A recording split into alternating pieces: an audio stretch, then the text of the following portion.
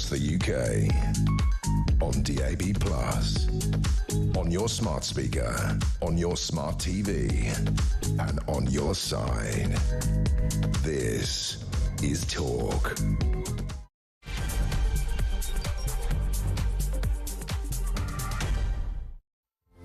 Yes, and good afternoon. Welcome to the home of common sense. Just gone 3 minutes after 1 o'clock. Thank you to Julia. Back tomorrow at 10. Coming up, Keir Starmer set to unveil a major crackdown on migration, targeting graduate visa loopholes and tightening rules for foreign workers as Labour warns it will get its head kicked in by reform at this week's local elections. Well, they're honest, if nothing else, on that point. Also this afternoon, teachers, nurses and other public sector workers should be given pay rises of up to 4%, according to an independent pay review body funded by spending cuts or tax rises, or face strikes. It's not an ultimatum, it's a threat. We'll have more on that. And the BBC does not have a toxic culture, but bosses need to do more to prevent future abuses of power, according to a review launched after a series of damaging scandals, including the conviction of Hugh Edwards. How many more times do we have to be in this place? We'll talk about that a little later too. Everything you need to know, all the breaking news right here on Talk. 0344 499 1000. Here's the question. How should we deal with legal migration? Now, we talk at some point on a daily basis about what is happening across the channel. Have we got the numbers for the weekend? I'm sure they were pretty impressive in terms of the boat crossings this weekend. It's an ongoing debate. It's still gobsmacking and unfathomable to watch this in action. We see it so often, we sort of glaze over a little bit, but it's such a huge story, but it's there so regularly that we simply almost see it as part of daily life. Oh, how many boats was it today? A bit like awaiting the COVID death count. So we know about that, and we know it's a huge problem. But of course, in terms of the grander scale of immigration in this country, it actually falls into a smaller category. One of the biggest issues, and the numbers speak for themselves, is in legal migration, people who come over here legitimately in whatever shape or form. Well, it seems that Keir Starmer is going to crack down. Look, when I hear the phrase Keir Starmer is going to crack down, there is a very easy translation of that, and here it is. Keir Starmer is not going to crack down. This, of course, is after this week's local elections. Reform expected to seize hundreds of seats. It's going to be a bloody nose for Labour. And this is not just one poll. Pretty much all of them. There is a unanimous pattern in terms of how the government, and the Conservatives for that matter, are likely to do. So a white paper revealing the government's plans to bring down legal migration is due to be unveiled in the weeks following voting on Thursday. It's expected to make it harder for foreign students who come to the UK on graduate visas to stay in the country through taking low-paid jobs like healthcare roles. You have a period of time where you're allowed to remain, but it's widely seen that that's been abused over the years. Reform is expected to take hundreds of council seats on Thursday and is ahead in the race of two mayoralties as well. So this will be what we've got here between the two, what you would call the two main parties. I don't know for how much longer. The two main parties is this sort of curious game. It would be funny if it wasn't so ugly and devastating and indeed disappointing. They're playing a game of catch-up, essentially. Oh, right, this looks quite popular. We could have told you some of this a long time ago. In fact, many of us did. But suddenly, the reality has dawned. Keir Starmer has got to get big on immigration. Now, you don't need me to tell you it is not in Keir Starmer or the Labour Party's DNA to care much about this stuff. It just isn't really there. There are many Conservatives. I would point to the kind of Cameron and pre-Brexit Boris Johnson-y type approach to immigration. They're kind of all right about it. It's not a big issue. They'll just rub along and acknowledge it once in a while. Now it's come to a head because those parties have realised that actually the language Reform are talking in appears to be rather successful when it comes to political appetites and what might happen at an election. Now, We could look at students. We know the education industry in this country is worth a lot of money. Some say around about 40 billion quid. It's massive, one of our biggest exports. We do well on that. But of course, there's some iffy colleges as well. The Cleethorpes University of Neuroscience doesn't actually exist. Stuff like that. But where else do we look at when it comes to legal migration? We know NHS staff, care home staff. What are the other areas where this system is clearly being abused? But it's being abused in a very different way to channel migrant crossings. It's being abused with a big fat green light and a visa. You've got your papers, you're absolutely legally sound as a pound when it comes to your status. So how would we reduce that? I'm talking legal migration here. What would be at least the beginnings of the answer to looking at that? I think the student one is quite obvious. There are some iffy courses and there's all sorts of tomfoolery going on in that department. Is that the bulk of the problem? I would say it's part of the problem.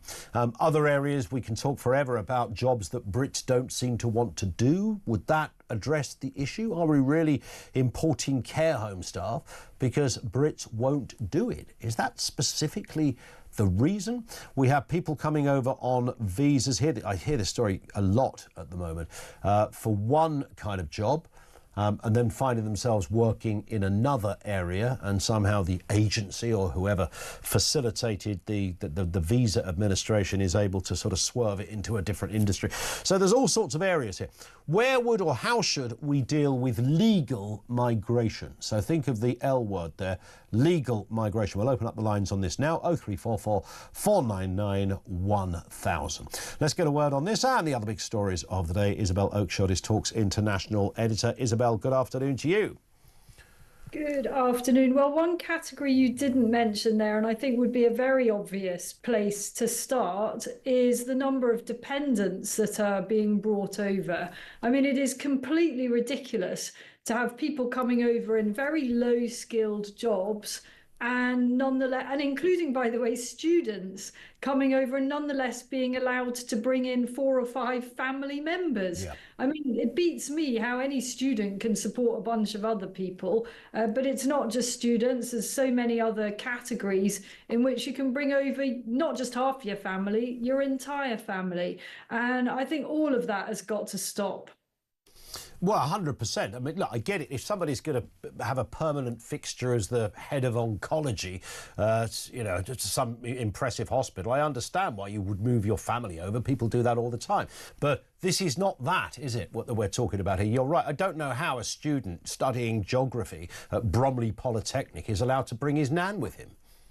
Well, the truth is that that student almost certainly isn't studying that. I mean, I've made this point time and again on Talk that it's very easy just to sign up for a course, and all you need to do in order to get the visa is to actually pay the deposit. You don't actually need to pay for the full course or even do the course. So this is the abuse of that particular part of the system is absolutely endemic. It's everywhere and it's on a massive scale.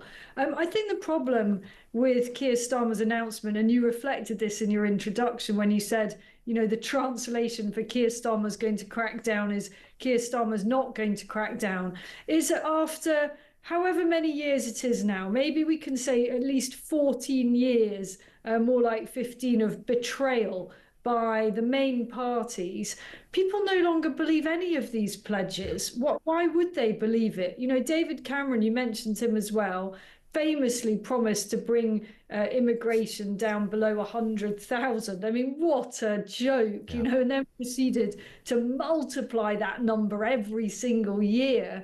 And here we are with Labour in the same sort of situation. And as you said, they don't actually really care about this issue. They would quite, a lot of them genuinely support effectively open borders. So it's so obvious what Starmer's doing here, chucking something out there just before this big electoral test on Thursday. It's not going to work. Voters aren't that stupid. They've heard it all before, haven't they? And they know from this particular administration that, you know, none of this has got any better. It's only got demonstrably worse. Yeah. And those other areas, Isabel, I mean, I mentioned, we always hear that it's the NHS and care homes that are really short of staff, can't get people to do the jobs here. I mean, is it just as simple as that? Are people working in other industries I'm not aware of? I'm struggling to work out where. I think the last figure is nearly 800,000 people coming here. They're not all students. They're not all working in care homes. Who are these people?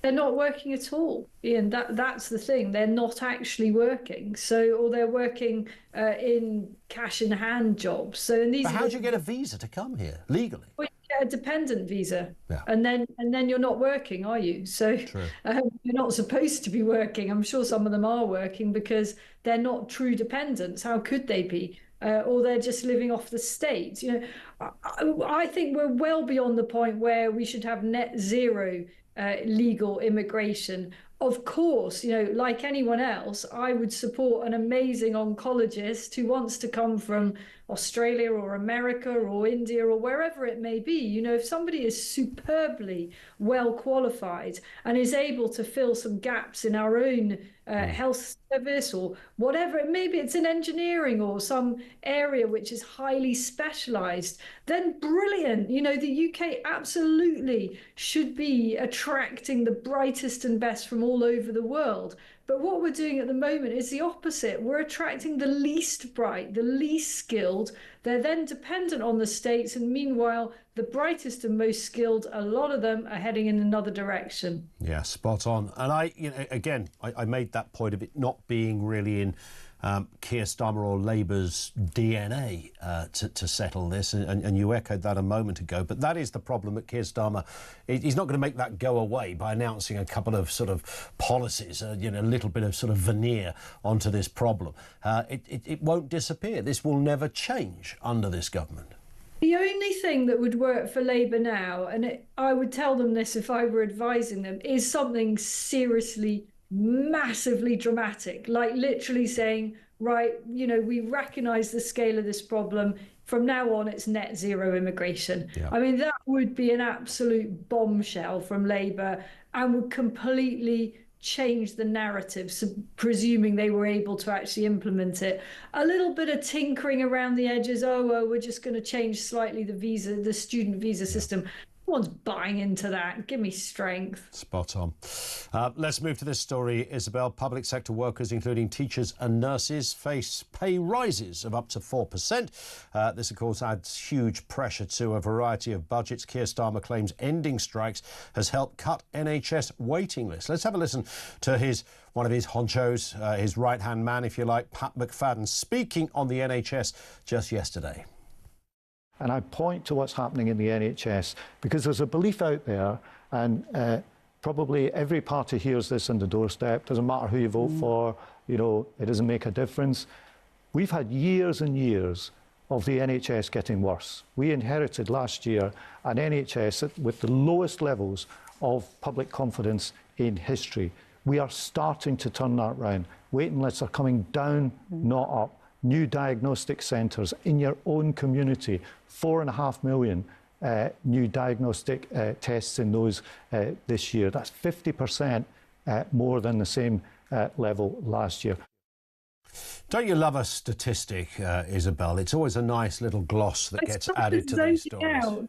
I started zoning out. I mean, I'm very bad at statistics myself. It's so easy to 25% of people are bad at statistics, Isabel. It's not just you. Yeah, they are. Yeah, 100% of me is bad at them. It's so easy just to rattle off the wrong ones. Yep. Are the statistics meaningful? That's the thing. Do they resonate with people, or is it just some kind of paper technicality? I'm afraid the NHS is up to all sorts of no good when it comes to fiddling the figures. And I don't say that just casually. I say that from a position of quite some knowledge of the tricks that they get up to, and more of that to come later in the week. But it really comes down to what is the average person's experience. And the truth is, some people are lucky with the NHS. They actually do get seen really quickly. They have a fantastic experience. The issue is that some people don't, and that isn't right, because the health service ought to deliver consistently in a timely fashion for everybody. And it's no good. We could get plenty of callers this afternoon saying, thanks to the NHS, I had an amazing time. You know, they really looked after me brilliantly. And that would be true. But we could also have a bunch of callers, like we did this morning on Mike's show, who said they've just been offered an appointment.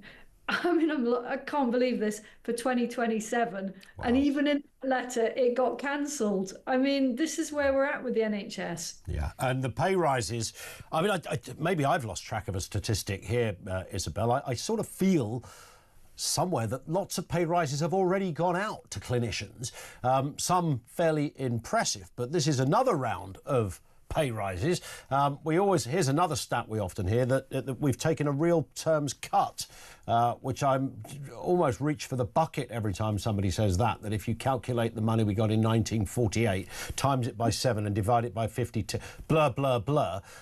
So yes, the pay rises have already, I thought, had already happened.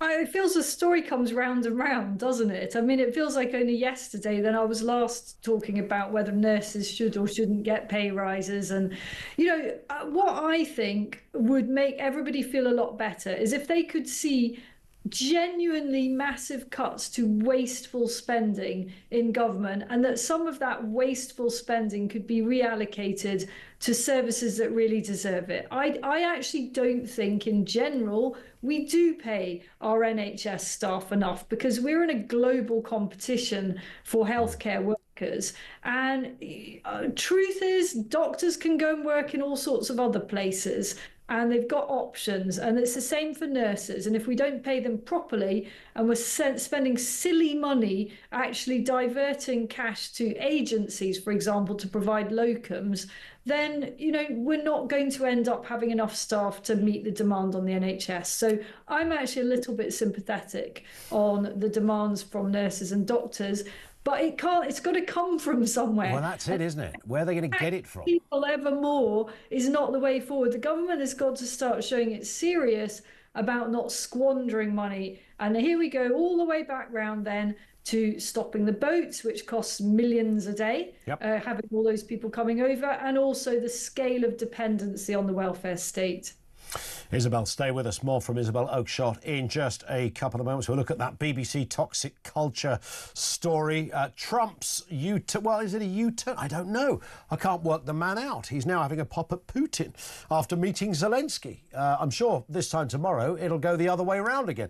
Curious times. And those protesters disrupting the London Marathon over Gaza. Details on the way. And the question to you, how should we deal with legal migration? I want to know your experiences as well of people that you know are probably came here legally. They've got some sort of paperwork, some kind of rubber stamp, but you just know they're probably not meant to still be working. Overstayers is a big issue. Dependencies, as Isabel pointed out, is a massive issue. Your experience and views on that. How do we deal with legal migration? 0344 499 1000.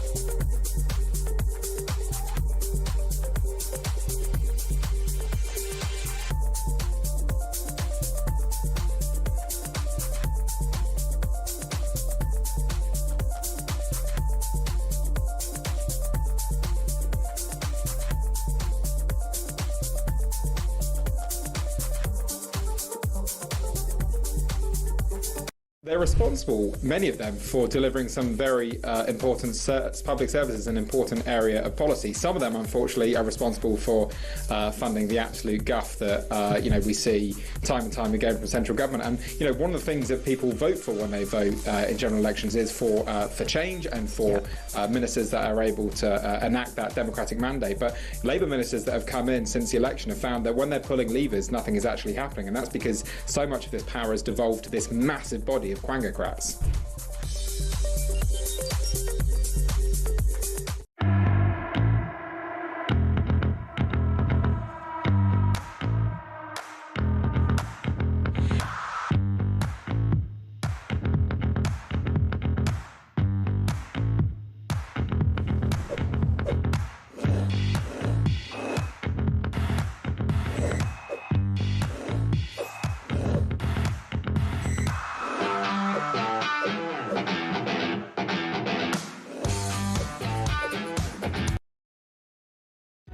Across the UK, on DAB+, on your smart speaker, on your smart TV, and on your side.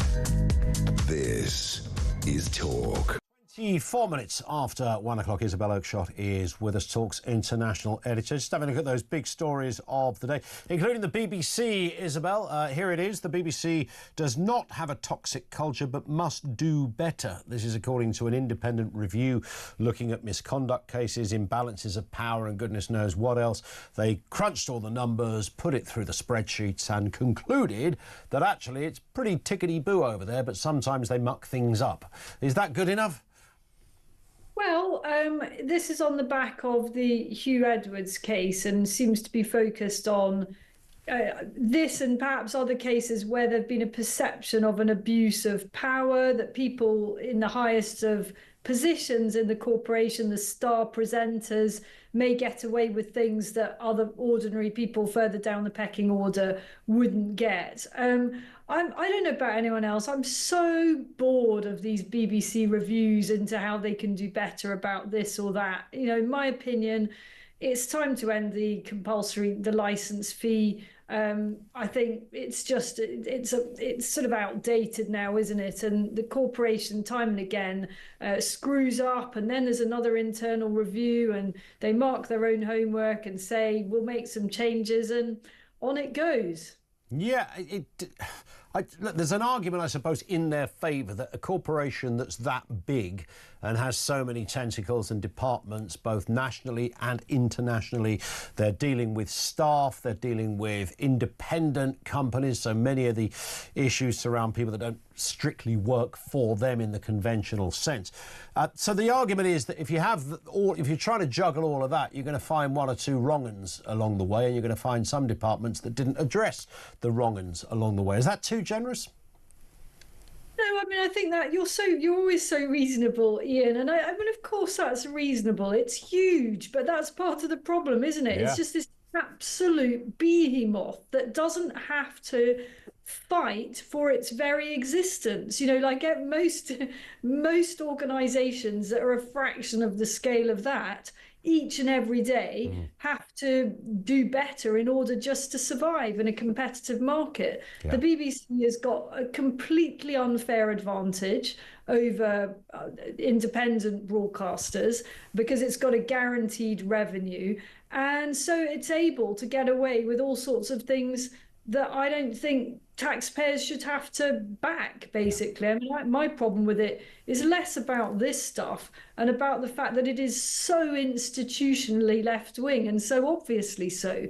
To me, that's very wrong. And they don't, it's a classic case of unconscious bias. They will argue till they're blue in the face that they're not like that. But the reality is, if we can pluck some totally made-up statistics out of nowhere, I'm going to guess that about 95% of people that work for the BBC are lefties. That's my guess, but it's a totally made-up statistic. Yeah, it's, well, 78% of statistics are made up, aren't they? So it doesn't matter. And let's move to this one. If you were a student studying international politics and you were asked to write a dissertation on Donald Trump called The Consistency of Donald Trump, I mean, you'd fail after the first paragraph because the story would change the next day. It's quite hard to keep up with what is going on over there in the Oval Office. 1 minute he's against Zelensky, calls him a dictator. Putin's kind of the good guy, but by omission. And now we understand it's sort of gone a little bit the other way. They had a bit of a meeting, which apparently wasn't planned, but I find that a bit weird that they found 2 chairs in the middle of a church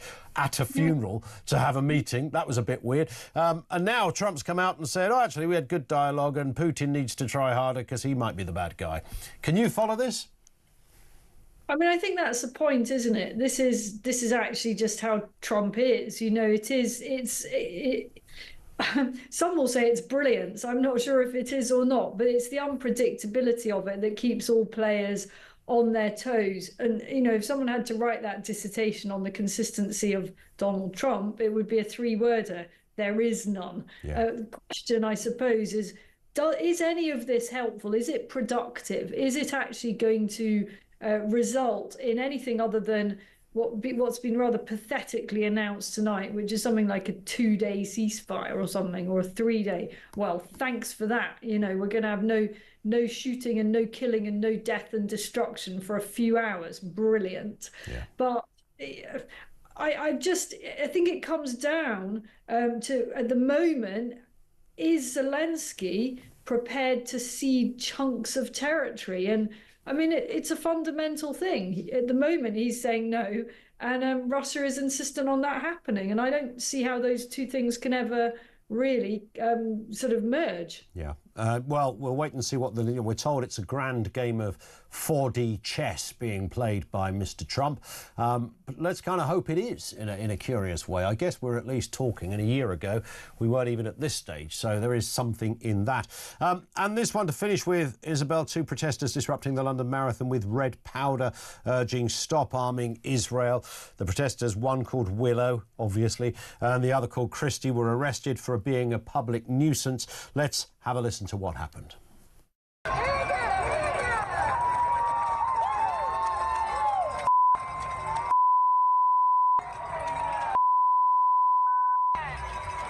The UK Labour government is complicit in enabling a genocide in Palestine. We continue to provide arms to Israel. The genocidal state of Israel. We are breaking UK domestic law and international law by supplying Israel with arms. Stop the genocide. Stop arming Israel. Quite hysterical stuff, Isabel. I mean, I guess when you're 18 and a bit on the left, that's the kind of stuff you do. That's how you roll on a daily basis. It almost gets them out of bed. But a crying shame to try and disrupt a marathon when people are trying to set their own personal bests and times and raising money for charity, etc. This is honestly, I think some of these people are mad. They're absolutely mad. How does that achieve anything whatsoever? It will make not the iota of difference to a profoundly complex ongoing problem. And if you're running long distance, I mean, even if you're running short distance, there's nothing more off-putting and just exasperating than something getting in your way like that, literally putting you off your stride. These are people who are giving their absolute all, trying to raise money for charity. It's really bloody hard running a marathon. And then they've got these absolute muppets chucking red stuff everywhere. I think I'd like to see those people properly punished, because it's just pointless but disruptive. Yeah, it really is. Listen, Isabel, thank you. As ever, Isabel Oakeshott, Talks International editor, with us on the programme. Your thoughts on any of the above, 0344 499 1000. We're going to explore a little deeper that question of how we should deal with what's called legal migration. Where are the kind of potholes, to coin a phrase, in this story? We got, I think, just shy of 800,000 people, down slightly last year on nothing to do with this government, from the year before, where it was almost like 1 million or something. Legal migration, this is people coming over legit. They've got the paperwork, they've been given the green light, the rubber stamp, they've got the visa, and they're good to go. Who are they? And why do we need 750,000 people to make this country turn over. I get the student thing, okay? Legit students, it's a multi-billion-pound industry for this country. I understand it. But aside from the legitimate area of further education, what is our desperate need to import 750,000 people? 0344 499 1000.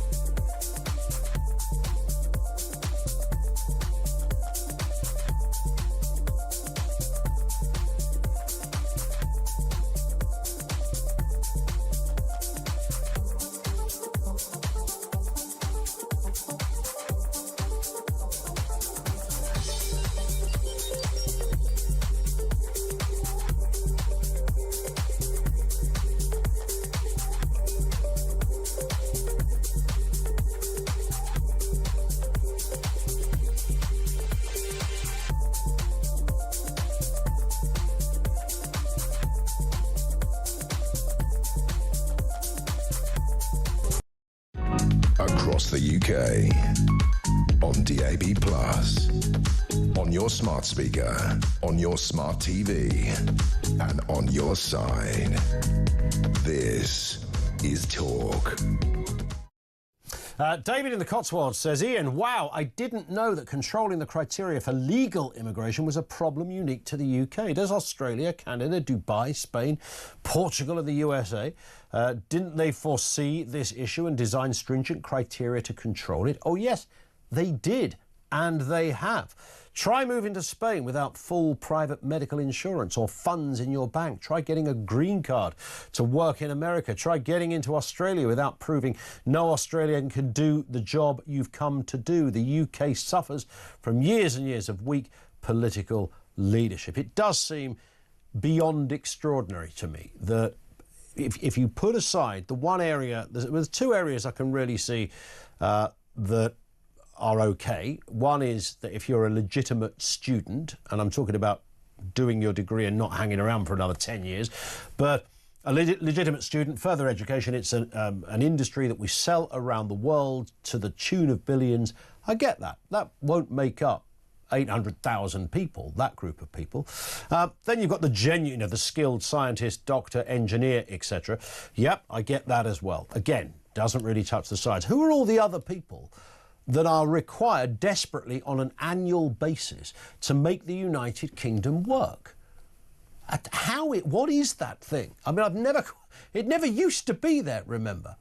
If you look back at the figures over the last 20 years, it wasn't like this in 2005. Those numbers were unrecognisable to where we are today. So what is it we desperately need or can't do without legitimately importing 800,000 people? I mean, the numbers are extraordinary. But Keir Starmer, he's on it. Don't you worry, kids. Keir Starmer is on it. He's planning a major crackdown on migration, focusing on closing graduate visa loopholes and tightening rules for foreign workers. Labour's up-and-coming white paper will penalise employers exploiting migrants while encouraging British workers to take roles so often filled by overseas staff. How many times can we have that conversation? The tough stance comes by a pure coincidence, by the way, as Reform is expected to gain hundreds of council seats in this week's election, many of them from Labour. Let's speak with Carl Williams, Research Director of the Centre for Policy Studies. Good afternoon to you, Carl. Hi there, Ian. Thanks for having me on. Sometimes you do scratch your head on these things, don't you? You do wonder, what has happened, what happened between 2005 and 2025 that we suddenly required 750,000 extra people to make the wheel turn. Yeah, I mean, getting to the bottom of what decisions were made and why is completely mind-boggling. Yeah. But you can see what the main drivers are. You've touched on one of them already, students. The other big increase is driven by the health and care visa. And the third big driver of it is actually the process of economic policy making in this country. I think if you want to unpick why the numbers have got so incredibly high, you have to look at each of those areas in turn. Yeah, you're right. You can't look at it as a whole. You've got to break it down a bit. I mean, I get, as I said a second ago, Carl, I understand that further education is a huge export in this country, and in its most legitimate form, we all support that. It's brilliant. We make billions of pounds out of it. What's not to like? And it's quite a nice export industry to have as well. It's, there's something quite noble about the fact that our education establishments are sought after around the world. But that would only make up a small part of this. We've also got a dependency problem as well, have we not? Where although every government says, we're going to sort of clamp down a little bit on that. I mean, it's all very well coming over to study geography at Bromley Polytechnic. I don't think you need to bring your nan with you. No, we did see an absurd situation in the last 3 or 4 years where people were coming over with 3 or 4, sometimes 6 dependents in extreme cases. But I would like to pick you up a bit on the student component of migration. Yes, I think there's a lot of myths about what used to be true about student migration 10 or 15 years ago. I think the composition of migration has changed. The reasons people are coming has changed because of the way we've changed the visa system. So much of the growth in student numbers, and it's gone from 500,000 international students to 7.5, 750,000 plus their dependents, is because now you can come over here, do a 1-year degree at a lower quality institution. In effect, you only have to turn up in the classroom once a week, or the lecture theatre once a week. The rest of the time you can work, and you can work in our relatively unregulated labour markets. And then on the graduate route, straight away afterwards, you've done your 1-year degree, you can work for 2 years, there's no salary restrictions or thresholds like on the skilled worker route. We have somehow built this massive backdoor loophole into the immigration system, which I think has been abused on an industrial scale. And it's not necessarily just a case of individual students abusing it. I mean, there are companies operating specifically in order to facilitate this abuse. Precisely. And the funny thing about this is almost an intended part of the Department for Education's strategy in expanding higher education. There was a very deliberate push in between 2018 and 2022 to increase overseas advertising in target countries such as Nigeria, Ghana, Vietnam, and that has naturally driven up the numbers. These were all conscious policy choices made somewhere in the machinery of government. Yeah. But people just didn't think about the second or third order consequences down the line. Which I don't think would have taken much imagination to have at least wondered about those consequences. People are paid impressive money in these departments to come up with not just ideas, but to also explore the potential pitfalls of an idea. 6-figure salaried characters have these titles specifically for that purpose. Yeah, I mean, there's another really good example of this with the health and care visa. So when the Department for Health and Social Care did their impact assessment in 2020, 2021, they estimated 6,000 people a year would be using it. In fact, in 1 year, we had 358,000 people use it. They were out by orders of magnitude. And I sense I think we've slightly lost Carl's line there. But that's OK. Carl Williams, Research Director at the Centre for Policy Studies. Over to you on this one. How should we deal with legal migration? 0344 499 1000.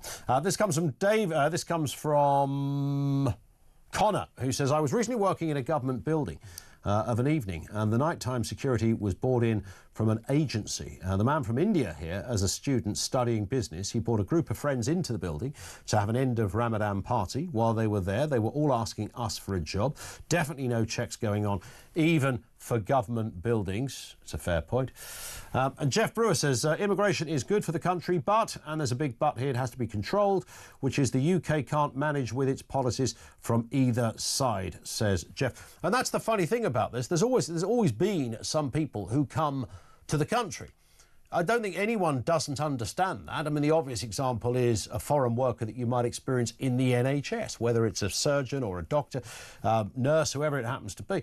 No one really batted an eyelid at the idea that people in that world sometimes seek their career change in the UK and other countries as well. That wasn't the problem. The problem we're dealing with here is the sheer numbers of people. I mean, just the just extraordinary amount of people who, on an annual basis, we are told, are required to keep the cogwheels of our economy turning. 0344 499 1000. Mark's in Lincolnshire. On this story, how do we deal with legal migration? Mark, what are you thinking? Hello. Hello there, Ian. Great show as ever, mate. Thank you.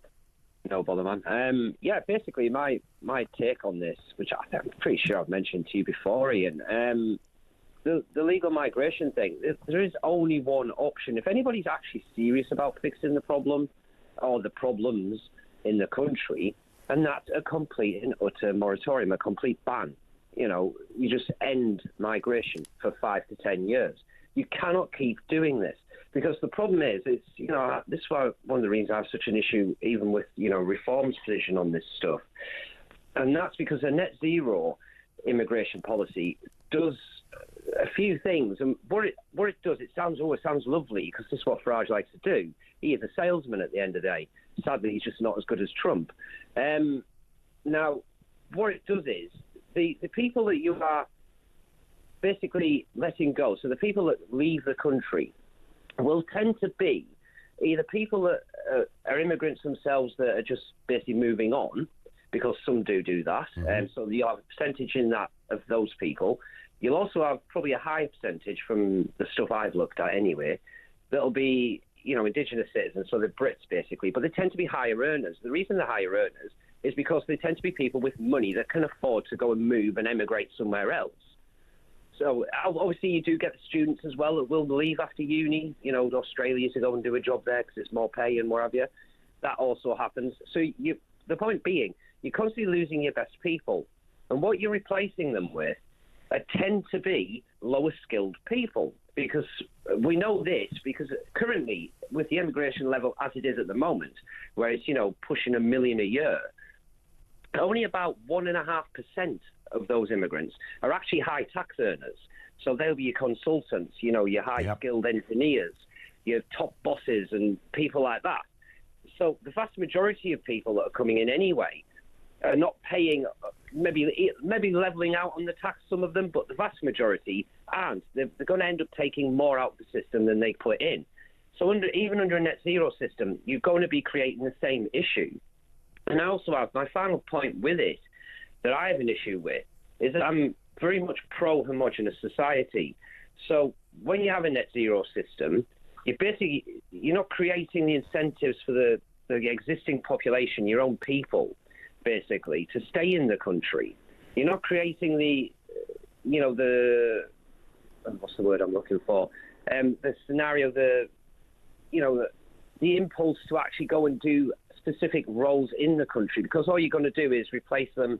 The 5 million employed in the country, they don't want to be nurses or doctors or anything else.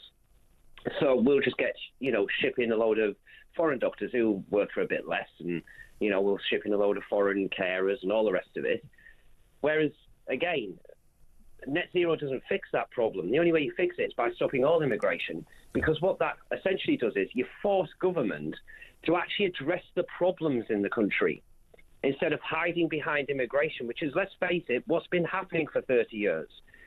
Why is it that so many, and this is where I get confused, Mark, if you take the Conservatives, people will argue about the word Conservative, but if you take David Cameron's government, or even Boris Johnson, because we know what his real feelings are on immigration, they're really relaxed about this. And if you push them, they would say, we need immigration. It's a stock answer. When, of course, the question should be, well, how much immigration do we need? I'm struggling to believe we need nearly 1 million people from elsewhere to keep our economy going. Is there a political party? Do you think Nigel Farage, you said he's not as good as Trump, but do you think Nigel Farage, if he was running the country, would sort this problem out? No, I don't. I 100% don't. I've been not looking into Nigel Farage, but I've been looking a lot more closely at him for the last, since the election, basically, last year. Every metric, everything that I can look at the guy from, he comes across to me anyway, from where I look at here, is I think he wants to be liked. I think he would love to be Prime Minister. I genuinely do believe that. But I think he also wants to be liked. That's why we see this shift towards centre ground with him, which he's been doing ever since the election, really. I think that will only continue. I don't think he's got the guts or the cojones to tolerate the far-left activism that he's going to get, which we all know he will get, particularly as soon as you start trying to do anything around immigration. You essentially need a really, really strong figure like Trump to actually say, no, you're not getting your way. You can sit and throw your toys out the pram. Shut up kind of thing. And to basically, they have recently talked about, creating the deportation minister and getting their own people in to do all this stuff and what have you, which is a good idea. I just don't think he's going to do it.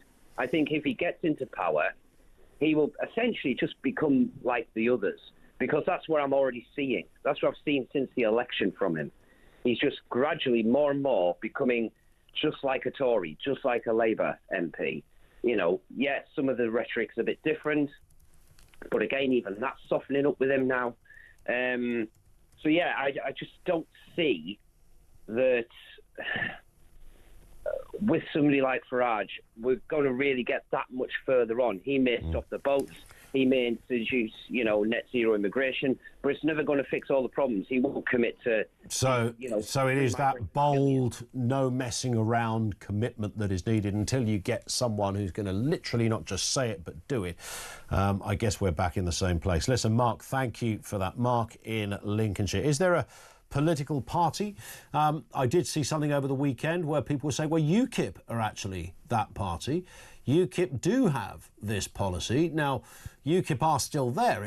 And I say this not to be unkind to UKIP. They still have many people who are members of the party. They think, from what I can gather, reading some of their kind of posts, they sort of believe they are the real deal on all of this and not reform at all. But who do you trust when it comes to sorting this one out? Is it really going to be Keir Starmer and his new white paper of migrant-based doom or joy, depending on which side of the fence you're on? 0344 499 1000. How do we deal with legal migration? We spend a lot of time talking about legal, what's called illegal migration, channel crossings, which is, as predicted last week, almost over the 10,000 now, thanks to 250 more migrants crossing over yesterday on boats. So we've got high rates all round. Who is the party that's going to solve that? Because now I'm getting more and more people, as with our previous caller Mark, saying, I'm not sure Nigel Farage is the man to solve it. So who is? 0344 499 1000. This is Talk.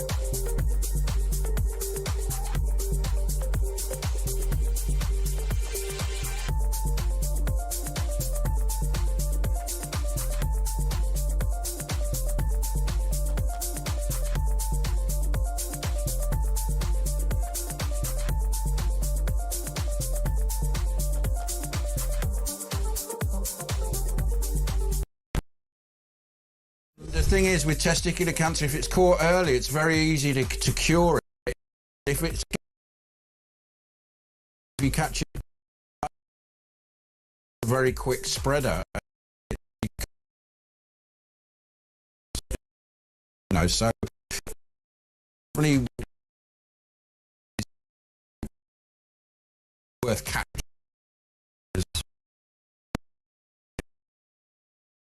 Isn't it? Absolutely, you guys sound like you're well.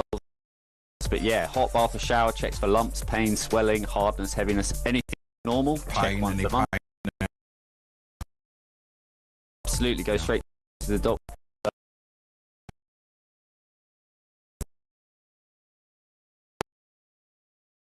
Unfortunately, we lose about 6.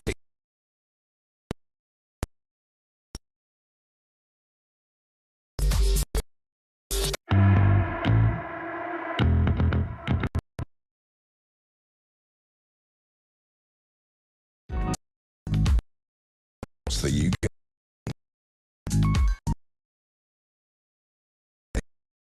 Plus.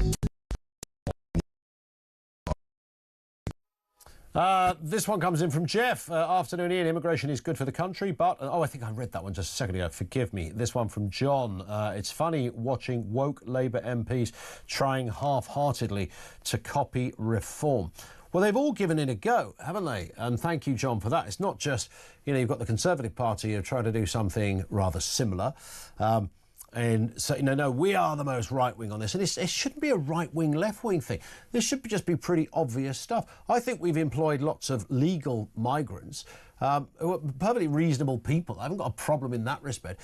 But because it's been a laziness thing, it's been a recruitment thing, rather than concentrating on getting Indigenous people in this country back into the workplace, or training up people, or even, dare I say it, paying a better wage to people in this country for some of those jobs. The easiest thing has been for governments to allow agencies to go fishing around the world, hoovering up, here's another 100 people to come and work for this care home company somewhere. You could have recruited locally, but your money ain't great. The terms and conditions, which I think is arguably as or sometimes more important than the money as well. We haven't focused on that bit. If you focus on that bit, people will start doing the jobs. I mean, it's preposterous that you'd have to employ people from Mozambique to work in a care home in Scunthorpe. I mean, this is nuts. But that's where we're at. 0344 499 1000. Joan is in Sunderland. Afternoon to you, Joan. What have you got for us? Hello, Ian. About migration. Yes. I think the whole lot needs to stop. Legal, I think that's being abused. Students, where else in the world can you bring your granny? Mm-hmm. And I want all politicians, I don't believe any of them, but I would like them to look at the whole situation. We live on an island. We cannot extend it. So what are they going to do about it? We haven't got enough houses, we haven't got enough doctors, we haven't got enough schools. Who is going to see the whole problem, but above all of that, security? Now, I mean, we've got all open borders. Anybody can come from anywhere. Sure. We haven't got a clue who they are, what their intentions are, and I don't think any politician of any colour is taking this seriously and saying enough is enough. And why do we give the little Napoleon in France money to stop them? He kisses them on both cheeks and wishes them bon voyage.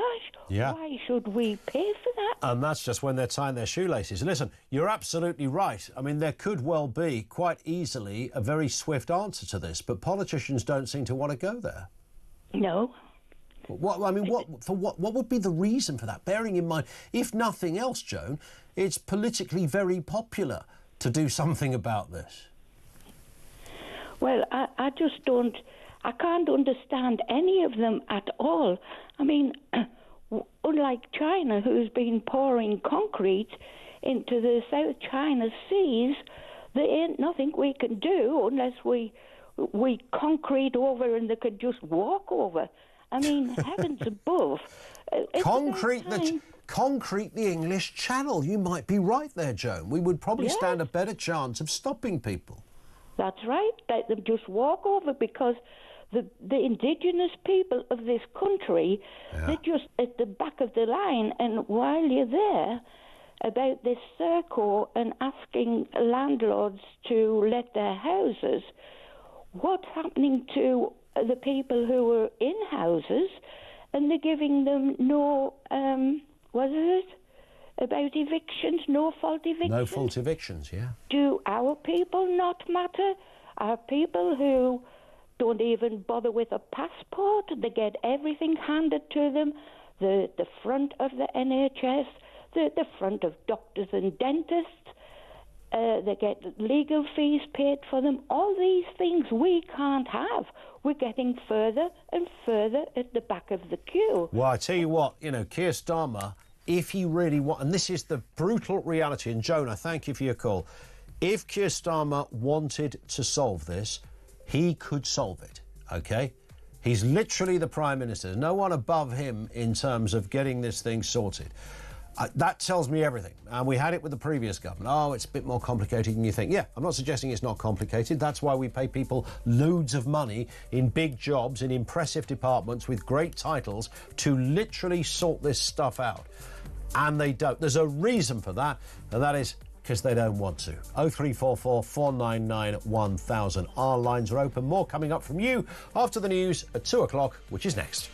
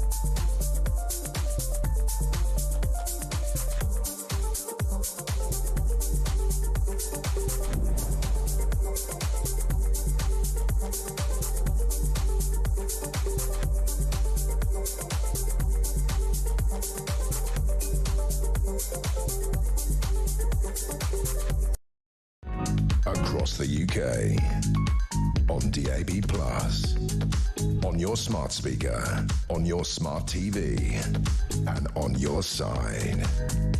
This is Talk.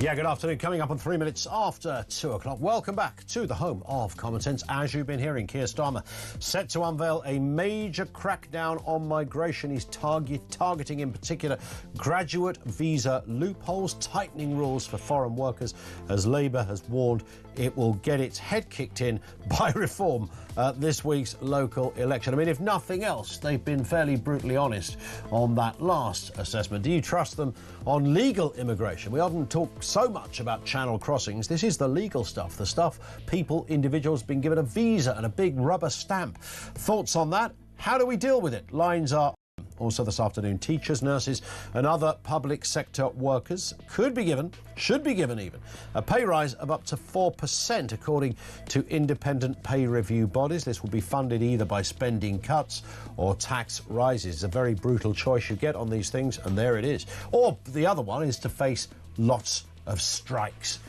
You can kind of see it coming, although will Labour do everything to avoid it? And defendants accused of violent crimes and drug dealing will become among those to lose their automatic right to a jury trial under plans backed by ministers. This is to clear the court backlog, which is now sitting at almost 80,000 cases. We'll talk to Luke Gittos, who's a friend of the show. He's a very senior lawyer. He knows his way around this kind of stuff. We'll get his view in just a little bit. Everything you need to know, all the breaking news right here on Talk 0344 499 1000. This in from Julie. I totally disagree with your clearly anti-Farage caller, that was Mark in Lincolnshire, about Reform not dealing with the migration issues we have. Not sure what audience he's playing to, but Reform is the only political party that will deal with this. Look at what Labour and the Conservatives have caused. They will never deal with it. Now, that's fine to say that, Julie, and thank you for your message. Rupert Lowe, formerly of the Reform parish, he will also tell a different story. He doesn't believe that Reform will deal with this because his view in dealing with it is very different to the one that Reform have. Simon concurs with Julie. Simon in Devon says, Ian, I believe Farage will sort the immigration problems out simply because within the next 3 years the situation will become so intolerable that the mandate to sort it out will be so strong even Lib Dem voters will be begging it to stop. It's a complete open goal for any political party to address. Just wait until 1,000 channel migrants cross every day this summer, says Simon. I can almost see, the Lib Dems having a massive... The Lib Dems are we're going to pull us out the ECH. Ed Davey running around the garden on a rocking horse, sliding down a water slide, announcing it. The ECHR is gone. Only the Liberal Democrats will pull us out. Will we get to that stage? Let's get a word on this and the other big stories of the day. Alan Tolhurst, chief reporter at Politics Home. Alan, good afternoon to you. I mean, I slightly jest about Ed Davey going that far, but there is a sort of certain mood music that's being set here, and clearly Keir Starmer's picked up on it and thinks he needs to react to it. But will it be enough?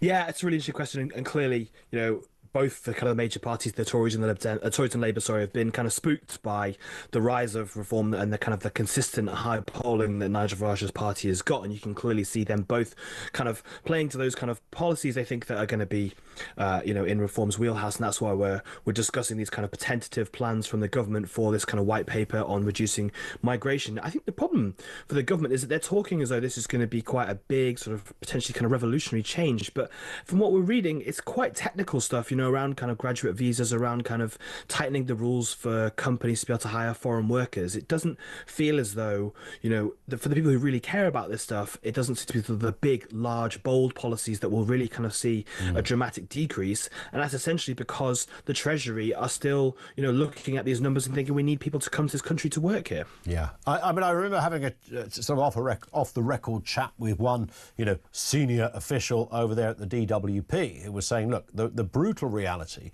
of this story is that if you want some of the jobs, if you look at care homes, NHS staff, not necessarily senior clinicians, many of those jobs we simply can't get British people to do. So those British people currently on bet, the only way you could literally even try to do it, and even that might not work, is to start to take away people's benefits. Now, no political party is going to do that. The greatest headache of paying too much in benefits is having people walking around with no benefits. That's another social issue for government. So they're kind of left in this trap almost where they haven't really got a choice. So, yes, you could train people up to work in care homes. There doesn't seem to be an indigenous appetite for people to pursue that area. Maybe there once was, but there certainly isn't any longer. And everyone knows this in government, and the civil servants know it, and they just don't know the answer other than, well, let's get some people in from other countries. Yeah, and I think it goes back to the fact that wages have not kept up with the cost of living for so long. So therefore, that people, even though the national minimum wage, obviously the living wage has increased massively in the last few years, has gone up, and certainly far higher than where it was, it's still not really caught up with. It's still quite far below, the money that people need to live on. So therefore, even getting people on the kind of that lower level of minimum wage is still not really kind of enough. So therefore, it's unable to get lots of people to do it, and that's why people end up coming to this country to work on those kind of wages. So you're right. It's kind of, as a cycle, it's quite a difficult one to break, and we'll probably talk about kind of wages and increases and that kind of stuff, and the kind of headache that's going to cause the government in lots of other areas too. Yeah, indeed. I mean, when the figures which speak for themselves, they've come down a little bit, but they seem to be wavering between 700,000 and nearly 1 million over the last couple of years. I mean, that's a huge amount. Even if and these are people that are legit. They've got the green light, they've got the visa, the paperwork. Now, I suppose we'd have to explore the word legit. There was that whole issue over people bringing dependents with them. That's slightly been addressed, but not fully.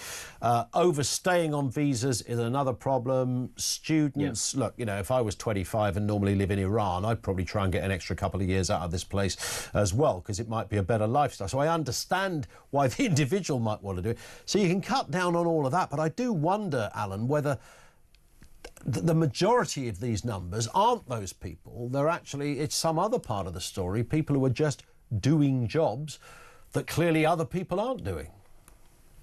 Yeah, I think so. And post-Brexit, the government obviously changed their arrangements on immigration, and obviously there's things like the threshold in order to come here and to work. And obviously you have to be earning above a certain amount to be able to get a visa to come, or to get asylum to come and work here. But obviously there was these shortage occupations list, and so there were various industries that needed more and more people, and so those levels were dropped, and so more and more people came, and a lot of those things didn't change. Those people are still here, and we still require those people in those kind of shortage industries, and that system itself has led to the fact that we talk about illegal migration, we talk about the high numbers, but a large part of it is just part of government policy. Government policy requires those people to come here for the economy to work in the way that it currently does, and it would need, as you were discussing at the top of this, a huge shift in the way the economy operates in order for that not to continue to be the case. All of this stuff around the edges is trimming around the edges the fact that we still are always going to require, in the system we have at the moment, people to come to this country and do jobs in various industries. Yeah, spot on. And those that do jobs want paid properly, and I suppose this story, in a curious way, I hadn't really thought about it this way, does slightly feed into it when you've got people who currently work in areas like teaching and NHS saying, look, we're just not getting paid the right rate for the job. Isabel Oakeshott said earlier on she has a particular sympathy and understanding with NHS workers who just aren't paid enough. All very well. In spirit, we can all say, yeah, of course you want to give those great teachers more money. The brutal reality is it has to come from somewhere, and there's three ways around this, and that is either tax increases, cuts in spending, or a shed load of strikes.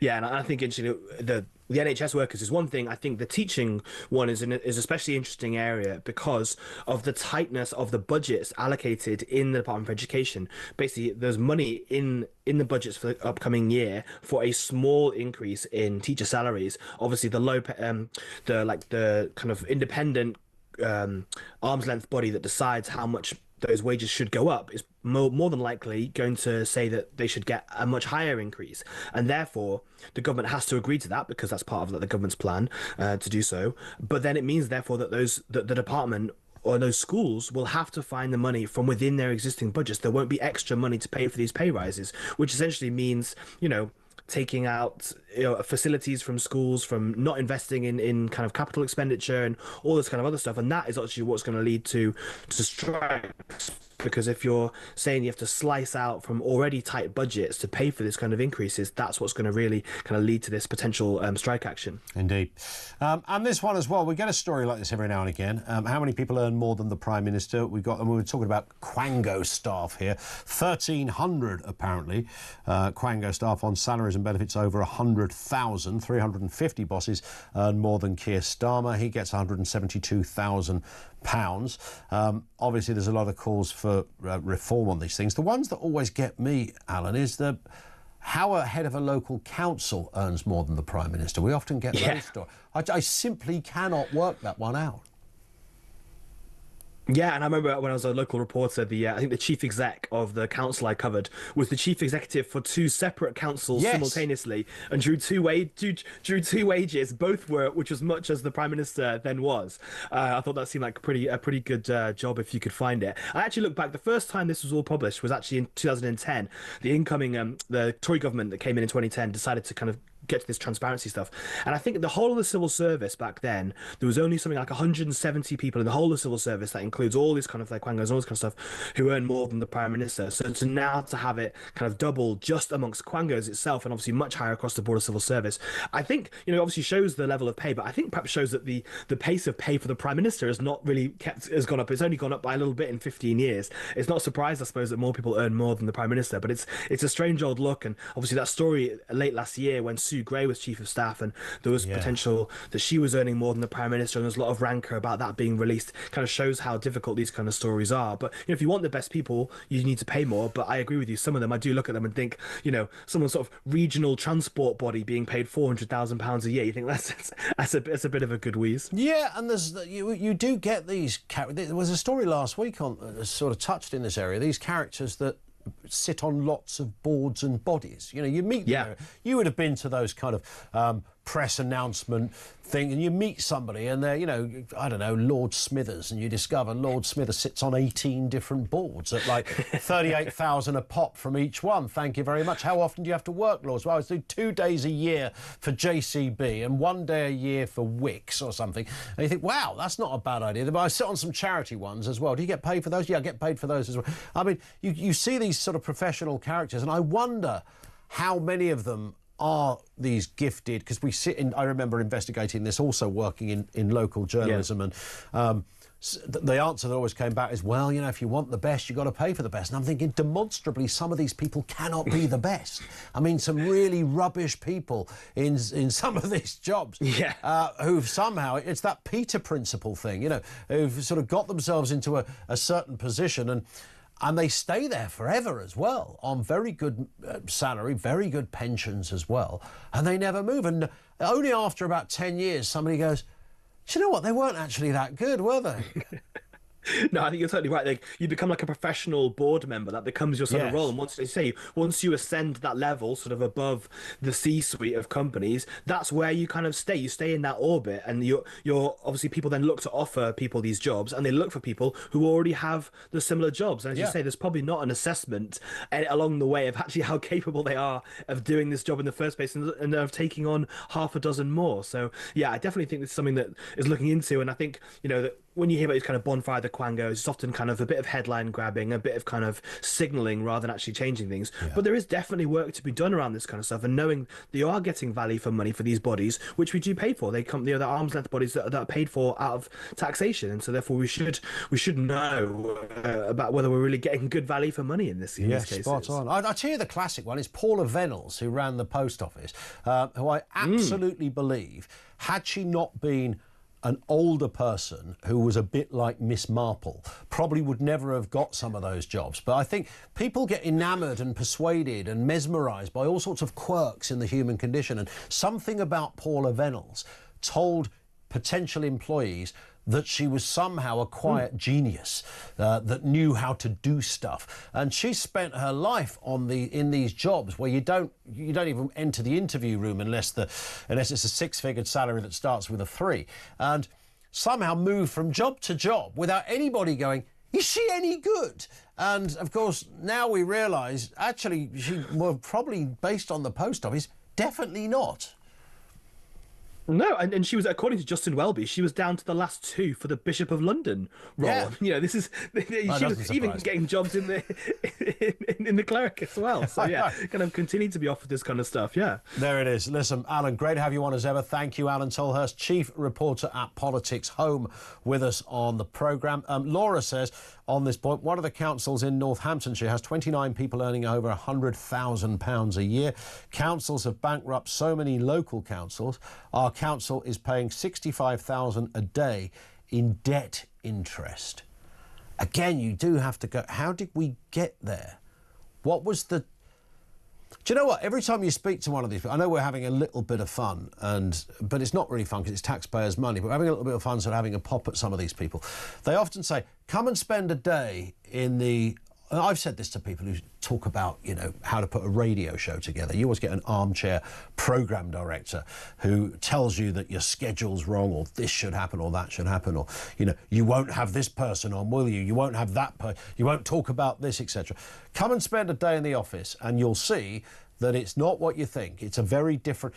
And I hear this from local authorities. I hear it from people who work in very senior positions in government and government departments who always say, we work 24/7. The one that always springs to mind is talking to a very, very senior civil servant in the Home Office, about as senior as it gets without giving too much away, who said to me, you know, the channel migrant thing we talk about incessantly. Every single day there are meetings, day and it never ever stops. We are constantly on it.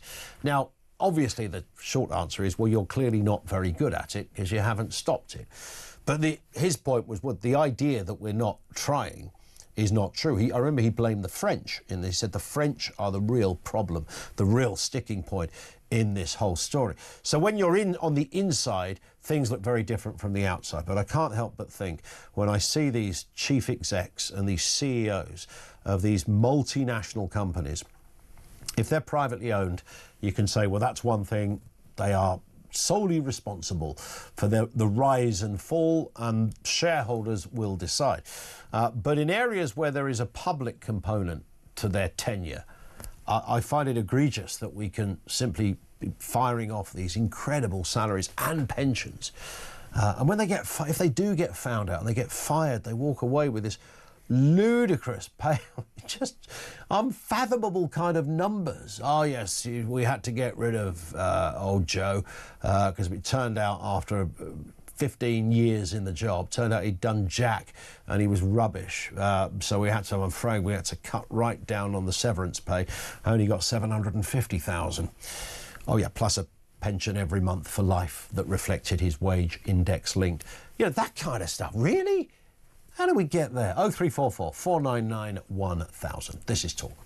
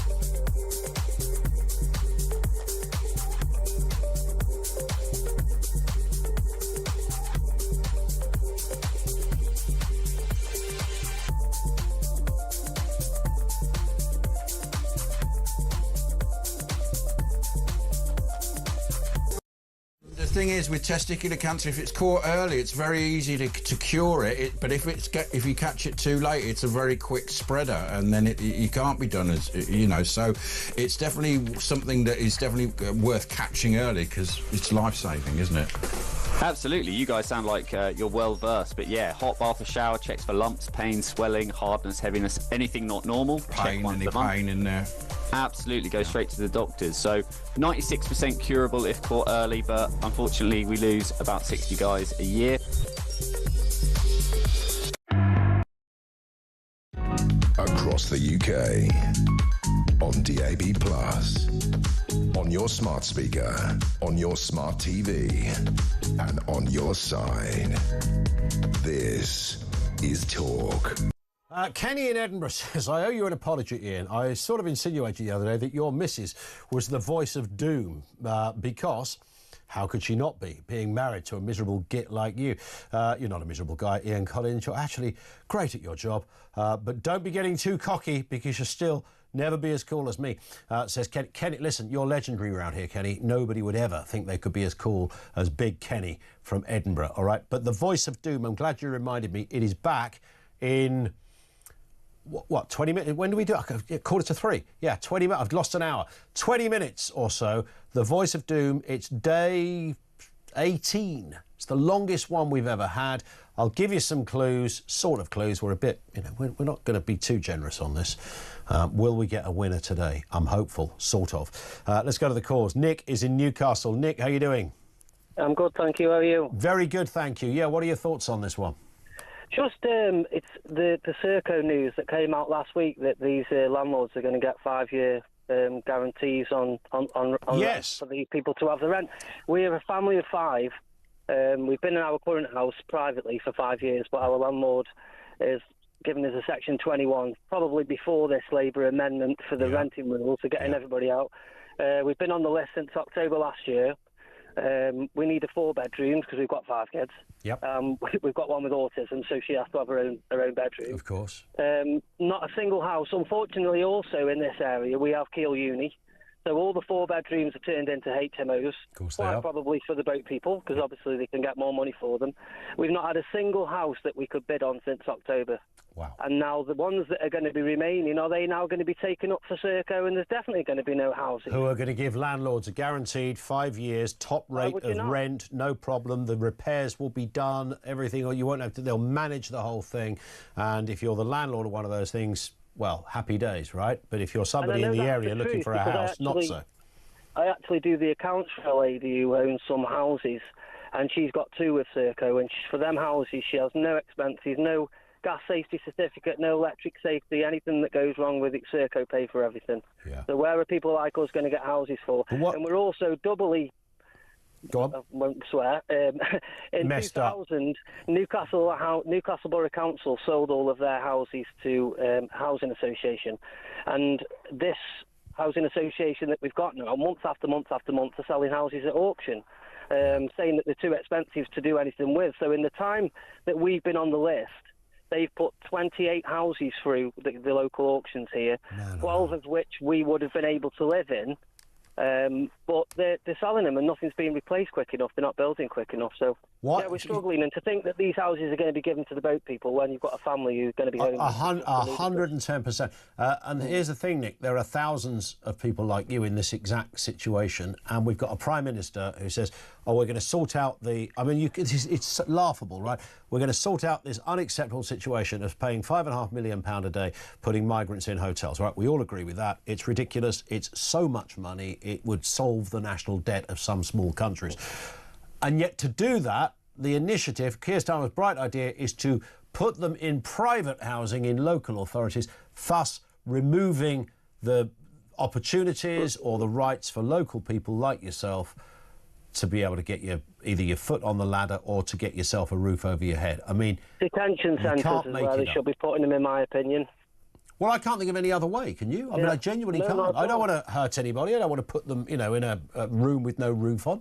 I'm not into that. But by the same token, I want to recognise what we're dealing with here. That is undocumented, mostly young men, no idea who they are, what they're here for, etc. And coming into a country that has a homelessness crisis and a housing crisis.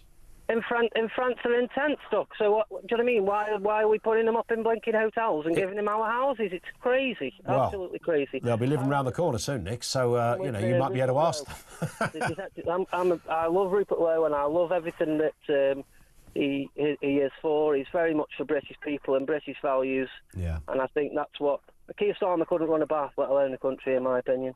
There it is. Listen, thank you. Great call, Nick. Thank you from Nick in Newcastle. I mean, I didn't nearly fall off my chair when I heard the Keir Starmer's next initiative. It's like Roadrunner, isn't it? Whether it's Starmer or Rishi or who was before him? Was it Boris Johnson, Liz Truss? I don't know. They've all had a go, haven't they? Any of those characters. Oh, yeah, we've got a great idea. We're going to solve it. We're going to reduce it. We're going to, have a chat with Macron, give him £500 million, put some more border force, throw some drones in the sky. It's like Roadrunner, someone trying to, catch the problem, and they never can. And until you get a very robust, perhaps sometimes uncomfortable, but just honest voice on this, it's never going to be solved. So Starmer comes along and says, yeah, we're going to get everybody out the hotels. OK, that's a good idea, Keir. Yeah, because we all agree it's a massive waste of money for many, many reasons. It's completely unacceptable. It can't go on forever. Thousands and thousands of people, 40,000 people stuffed in hotels. Seriously? Somebody told you that 20 years ago. You'd have laughed at them. No wonder what. In the UK? No way. So what's the grand plan then, Keir? Yeah, we're going to take them out of the hotels. Where are you going to put them? Just in some houses, like around the local country. Sorry, say that again. Really? Well, just in some... Yeah, and we're going to give landlords and the companies that run it on behalf of landlords guaranteed rent for 5 years, and they won't even have to, change a lock or a pane of glass, pay any kind of maintenance or safety certificate. We'll deal with all of that as well. Wow. I mean, just wow. Vivian is in Devon. What have you got for us, Vivian? Good afternoon. Hello. I'm just wondering what it'd be like if you owned your own house and you were going out every day to struggle to pay your mortgage and your tax. And then you had a load of migrants put in the house next to you, dossing around all day while you're going out to work to pay for them to be dossing around all day. Mm-hmm. I think that must be dreadful and frustrating. Yeah, even if, look, in fairness, even if somebody wants to work, the chances are they're not going to be, are they? They're going to be, because they can't work while they're being processed. So you're just going to have half a dozen guys living next door to you do nothing while you walk out on a frosty, freezing morning, scraping the ice off your car to go and work for minimum wage. Yep. And then what happens if you get fed up and you want to sell your house? Who's going to want to buy it? Yeah, because they'll believe there's an area there's no social cohesion in that area. We don't know where it's going and, blah, blah, blah. I mean, it's obvious stuff, right? Keir Starmer apparently doesn't know this, Vivian. No, I think the only other person that would buy it would be another landlord, and then you get another load of migrants. That's absolutely spot on. Vivian, thank you for that. You have a problem there. It's there for all to see. Gary says, since the year 2000, the population of the UK has grown by 16%, thanks exclusively to mass immigration, whereas in Germany, the population has grown by just 2%. So if without all of these migrants, our health service would have collapsed, all our care homes would have had to close, and our hospitality sector would have been devastated because there would have been nobody to clean the hotel rooms or wait on tables. Can somebody please explain how the Germans have managed to get all of that done with a fraction of our immigration? And remember, this was a country that took 1 million people from, where was it? Was it Syria? I'm tempted to think it was. We've had so many global wars and disputes, it's hard to keep up. And even doing that, they were still 14% lower than we are over that same period. 0344 499 1000. And Paul in Exeter says, once the rented properties are full of channel migrants, this government will soon turn to homeowners to give over their spare rooms. You know what you do? Thank you, Paul. You do wonder, mad as that sounds, it sounded mad that we were going to take over the Four Seasons and the Holiday Inn, the one in your neck of the woods, where your daughter had a Saturday job and you knew a couple of people who worked the bar on a weekend. Perhaps they were waiting staff. They might have had a nail shop in the foyer or a hairdresser's or something. Yeah, that would have been unthinkable. Absolutely unthinkable. Yet here we are. So I'll say it again, doesn't matter whether you're left wing or right wing, no one on planet Earth who has a brain in first gear could endorse or support in any shape or form that system. It's unworkable. It will, if it's not ended in tears already, what it kind of has, it is going to get so much worse. 0344 499 1000. It's 2:30. This is Talk.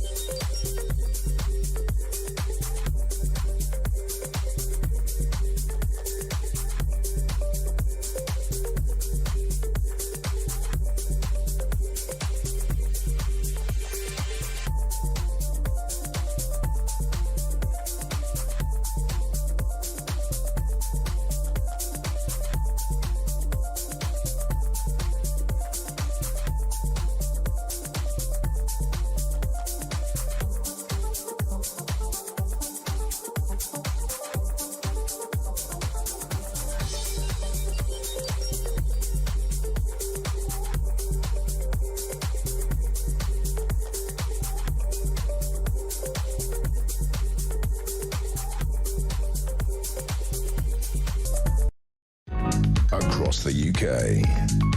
On DAB+, on your smart speaker, on your smart TV, and on your side.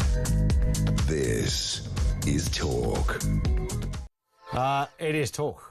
Cliff in Berkshire says, would you really want someone forced to take a care sector job looking after our elderly, vulnerable family members? All of this used to be done within the family. Now, since the government has made it necessary for both members of a couple to work, we're forced to bring in hired carers from the outside, says Cliff. That's a cracking point. It's the one bit I didn't add to the uncomfortable equation that the country, the Department for Work and Pensions faces. They need people to work in the care sector. You can't force someone, but I mean, imagine forcing someone to take a job in that sector. It's unthinkable. That the last thing in the world you would want.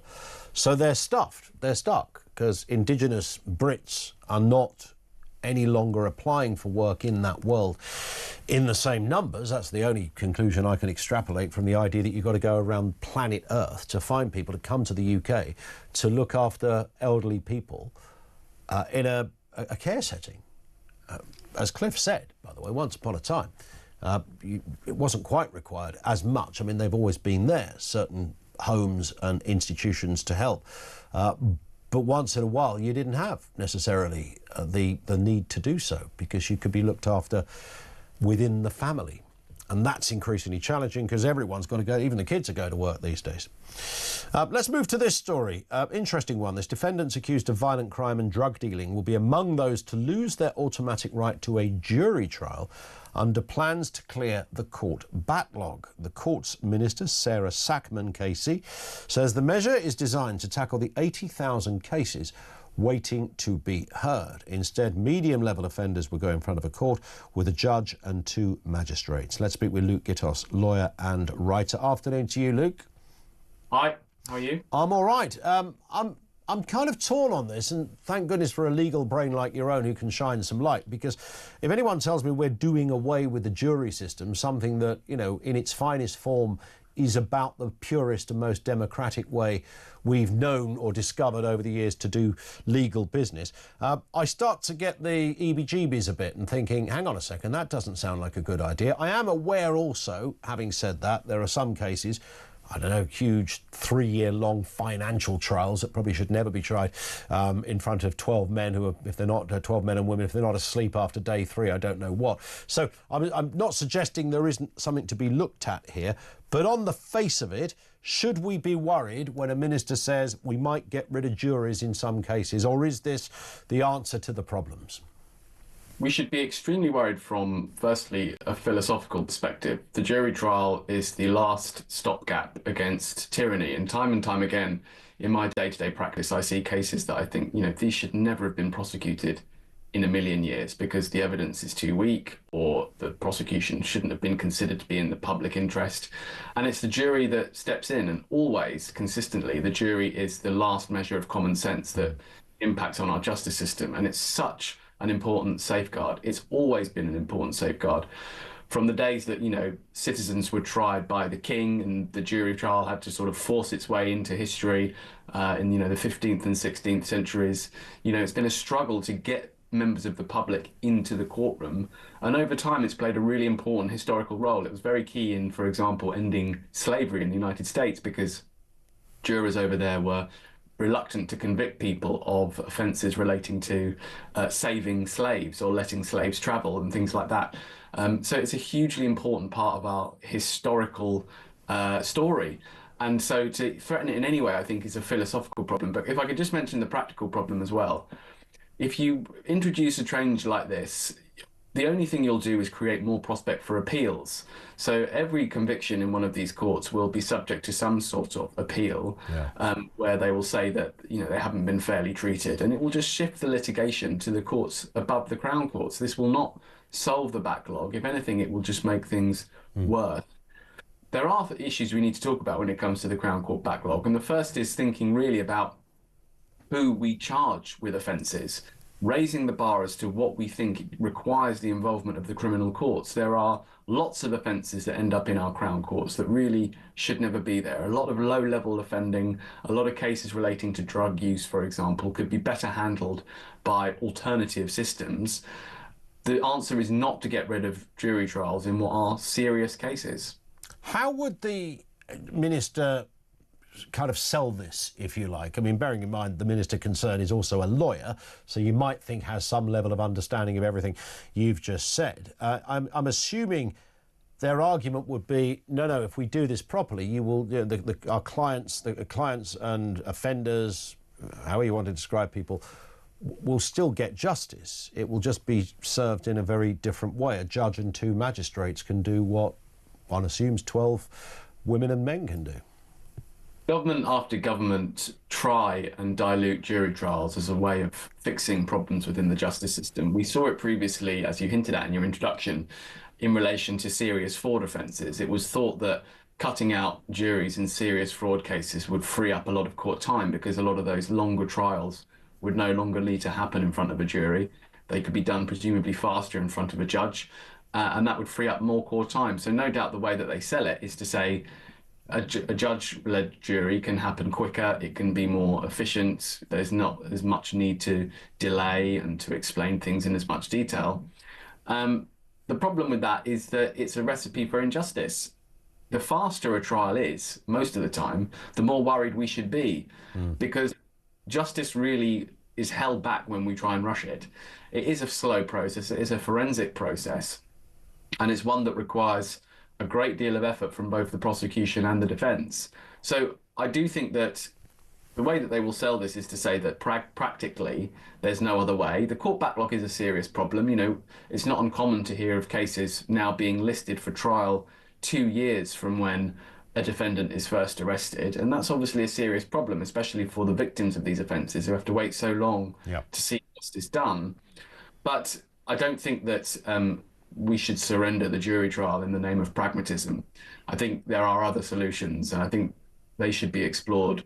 The key thing to remember here is that if we lose the jury trial, we really do surrender an important historic achievement in the context of justice, and we surrender it. We should not surrender it lightly.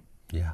Are there any cases? I mean, you rightly said that you've been involved in situations where you think, how did this ever even get to a Crown Court? This could have been decided either at magistrates level or whatever.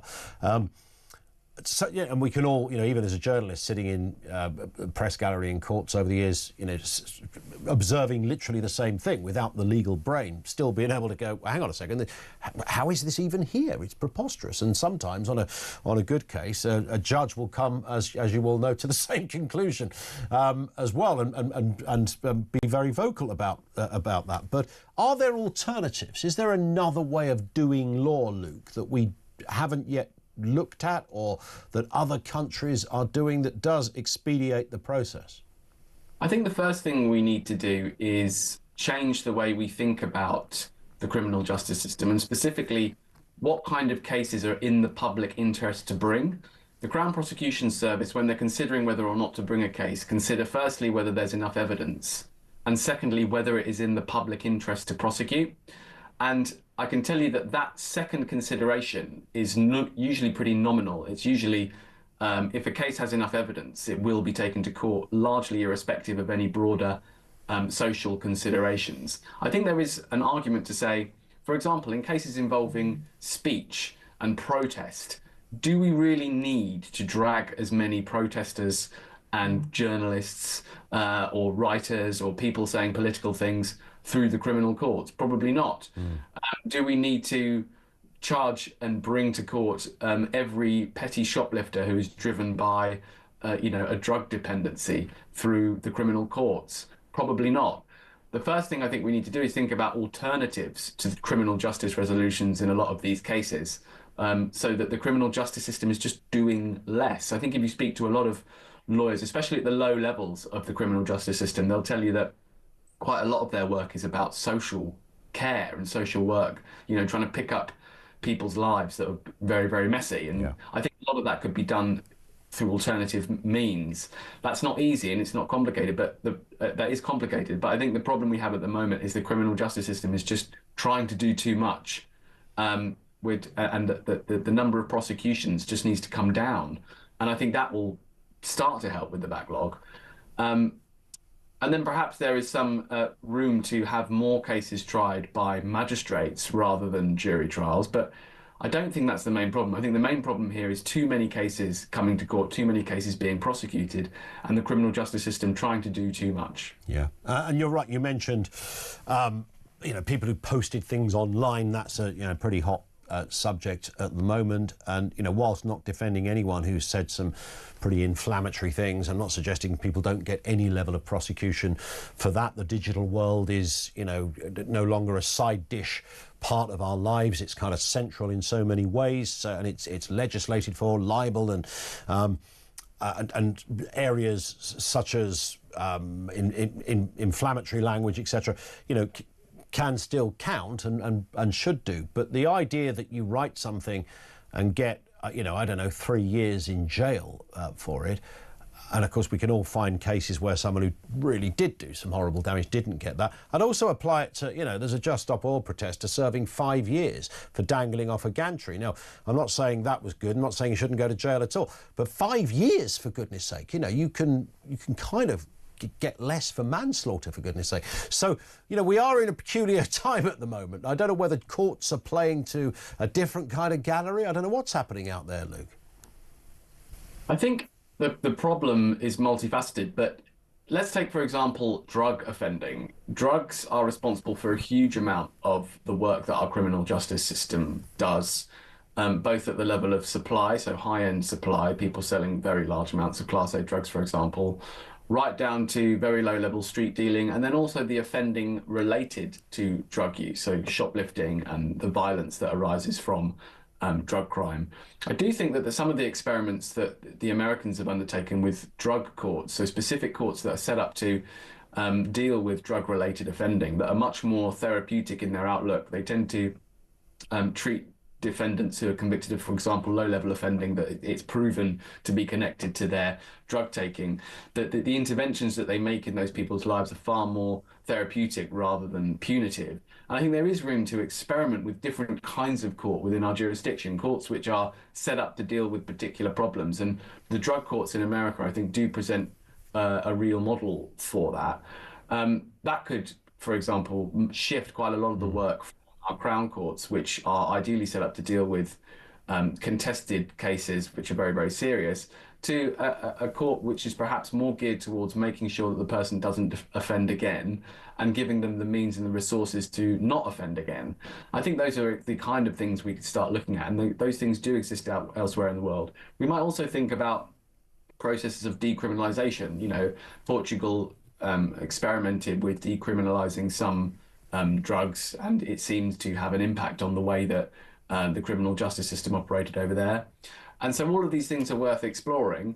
Of course, I think the public really want us to keep prison and the justice system reserved for those who truly deserve it, and those are the violent criminals, the people who pose a real threat to our way of life and to the normal functioning of society.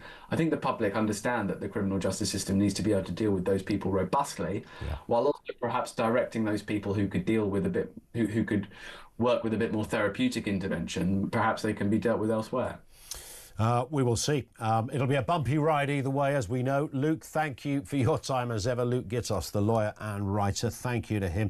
Are there good, sound alternatives to a jury trial? Is a jury always the all-singing, all-dancing answer to justice? Other ways of doing things, other crimes, certain crimes that could be treated in a different way? You do kind of wonder that as we move into a world that is, filmed pretty much 24 hours a day, we have total recall. Almost in so many areas. We might not yet snapshot the nuance of things, but we're kind of heading in that direction. Is that not going to change the legal system anyway? 0344 499 1000. Stand by. Day 18 of The Voice of Doom, the mystery voice that the entire country is talking about. It is a political voice, I'll tell you that much so far. Give you a bit more detail in just a moment. But so far, nobody's got it correct. We'll play that voice. Hopefully we get a winner today so it doesn't move into day 19. Mystery voice, the voice of doom, coming next.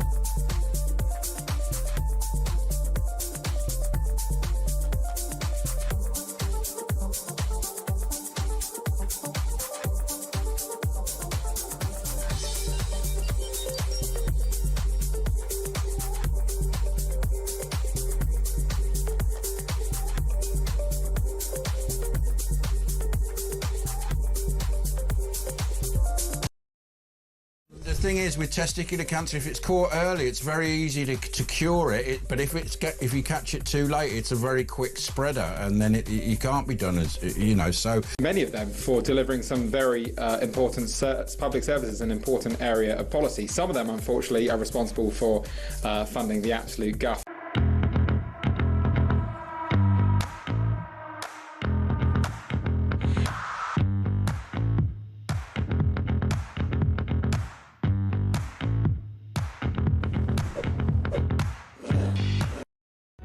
Across the UK, on DAB+, on your smart speaker, on your smart TV, and on your side. This is Talk. We are trying to shine light as well, so no pun intended, on this massive blackout in Spain and Portugal. Huge areas without power, disrupting public transport, traffic lights, hospitals, nuclear plants. The Iberian grid collapsed at 2038, as in 20 to 1, due to a voltage imbalance, with full restoration expected to take up to 10 hours. This is absolutely massive. And, you're tempted to say, if you're in any of those regions, give us a call. But you probably won't be listening because you'll be in a blackout, you'll have no Wi-Fi, you won't be able to respond in any kind of way. I'm sure the mobile phone networks are affected in a variety of ways too. But we do know that this has meant that the metro system, which people might have been caught halfway on that would not have been a pleasant experience. People trapped in lifts, suspended events like the Madrid Open tennis tournament. Spanish Prime Minister Pedro Sanchez has called a crisis meeting as experts highlighted the need for better integration of Europe's energy works. I'm just staggered by the amount of the country that has been knocked out here, and the sheer level of or lack of level of backup in that. I'm sure there's some cases where the old farmer's got a generator on the go, but generally speaking, this seems absolutely huge and could have multiple implications. We'll have more on that as we get it. By the way, Kevin O'Sullivan is back tonight on the political asylum, 7 o'clock right here on Talk. And we have day 18 of the Voice of Doom. Remember, there's only one job here, and that's to recognise who the mystery voice is. Have a listen. Political decisions were taken. It's not David Cameron, it's not Jacob Rees-Mogg, it's not Ian Duncan Smith, it's not George Osborne. I can tell you that much. You are looking for a politician, OK? It is, here's a further clue, it's not somebody currently in office. I wouldn't say it's the biggest household name in politics in this country over the last 20 years. But then again, and I say this every time, we've had these mystery voices that have been really obscure and someone's got it on day one. Have a listen to the voice again. Political decisions were taken. Think politician. Still alive, no longer serving, all right? That's as good as it gets at the moment. 87222, don't phone in, by the way, because there ain't any prizes here. Don't message me on X either, but you can message on 87222. If we get a correct answer, then, of course, we will tell you after the news headlines. If we don't, it rolls over again. Who is this? Political decisions were taken. There it is. You know, the annoying thing when we do these, you just know there's a big percentage of our audience that even when you give the answer, will go, I don't remember him or her. Huh? It's 21st century, kids. Who knows? Let's go to Mark, who's in Barnsley on the migration question. Mark, good afternoon to you. Oh, yeah, good afternoon, Ian. What are your thoughts? Well, I think it might have been the previous 2 years. There's over 1 million came in legally. Now, I'm just wondering, like, the visa problem, because I don't suppose the civil service works at weekends. So they've basically got 250 working days in a year. And if we've got 1 million visas, that means that they're having to process 4,000 visas a day. Well, not only process, vet and process. Yeah, vet and process. I don't know about you, but I don't suppose civil service are actually running on rocket fuel. So how somebody can explain to me how they can do 4,000 visas a day, it just seems... That's a very... Yeah, I'd never really looked at it in that way. I mean, I'm sure maybe... I know I'm not defending the civil service here, Mark. Maybe there are certain sectors where they can sort of process a lot all at the same time. Yeah, but Ian, if you've got... Say you've got on extremities 100 people in the civil service, they've still got to do 40 visas a day. Correct. And surely there's some degree of vetting, surely. Well, there has to be. But I wonder whether half the time certain jobs come through certain agencies. So the agencies have done that bit, in theory. The agents have done that bit, and then the Home Office or whoever it happens to be, they just do the final sign-off. Yeah, but there must be a big degree of trust. Well, quite challenging trust, I would imagine, when you're doing that. Supposedly, the Home Office would have vetted the agencies, and then the agencies do the vetting. But we know there's been some pretty moody agencies that have worked over the years on some of these kind of education courses that aren't worth the paper they're written on. So you do wonder. But then, are we not committing, Mark, the classic error by assuming that all of our government systems run efficiently and everyone knows what they're doing? Well, I'm certainly not. No. But long ago did that view pass. Yeah, but when you look at like rest of the civil service performance, lethargy just seems to be order at day. Just when I just started working it out, it struck me as that's just about impossible. But that's a good like point. you've said, if they've got outside agencies and they must, I just think they just rubber stamp every application. I have no doubt that there is a bit of that going on as well, probably on a substantial level. Listen, great call, Mark. Thank you very much indeed for that. Mark in Barnsley. Ian is in Newquay. What are your thoughts, Ian? Afternoon to you. Good afternoon, Ian. I hope you're well. Yeah, good as gold. What are you thinking? Well, listening to this plan, I think it's called the Angela Rayner dispersal plan in Parliament circles. Right. That they need to, spread them all out all over the country because then it doesn't look so bad. However, if these people are beginning taking out the private sector housing stock, you can imagine a scenario where a group of individuals are living in a house. Mm-hmm. They don't pay for anything: food, gas, electricity, water, poll tax, all given free. They can put the heating on as much as they like in the winter and not have to worry about it. Yep.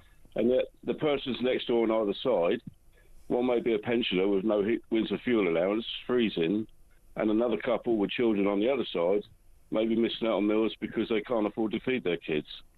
So the cost of this country is huge. Is absolutely massive. And those examples that you give shouldn't be dismissed as kind of, I don't know, anecdotal or whatever, because they're very real. We know that up and down the country. Thousands. And one more point is, Ian, that under emergency powers, I think you may well be aware of this, but the government can look at the electoral register of housing stock in an area, see who's living there and how many people are living there on the electoral register. And if you've got a 4-bedroom house and there's only 2 people there, they come under emergency powers, bring people to your doorstep with a policeman and saying, these are your new guests. Yeah, can you imagine when or if that starts to happen? Listen, Ian, you make a really profound point at the end there. Thank you for that. That's Ian in Newquay. Thank you to him. More comments, messages, all sorts on the way. 0344 499 1000. Loads to get through in the next section. Will we get a correct answer on the voice of doom? It's gone on for 18 days. You have one job here, and that's to tell us who you think this is. Political decisions were taken. 87222. Don't phone, just message. 87222. Here it is again. Political decisions were taken. We have to get it. Come on. You've got 5 minutes to give us a winner on that one. We will tell you who it is if we get a winner on the other side of the news at 3 o'clock, which is next.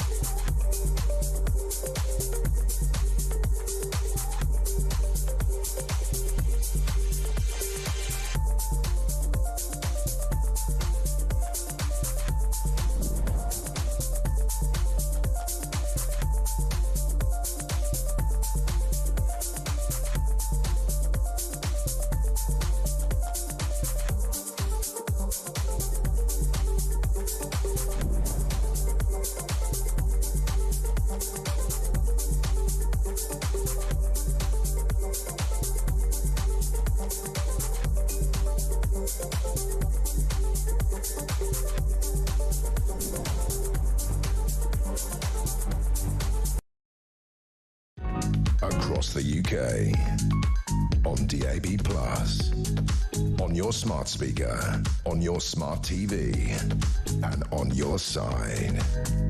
This is Talk.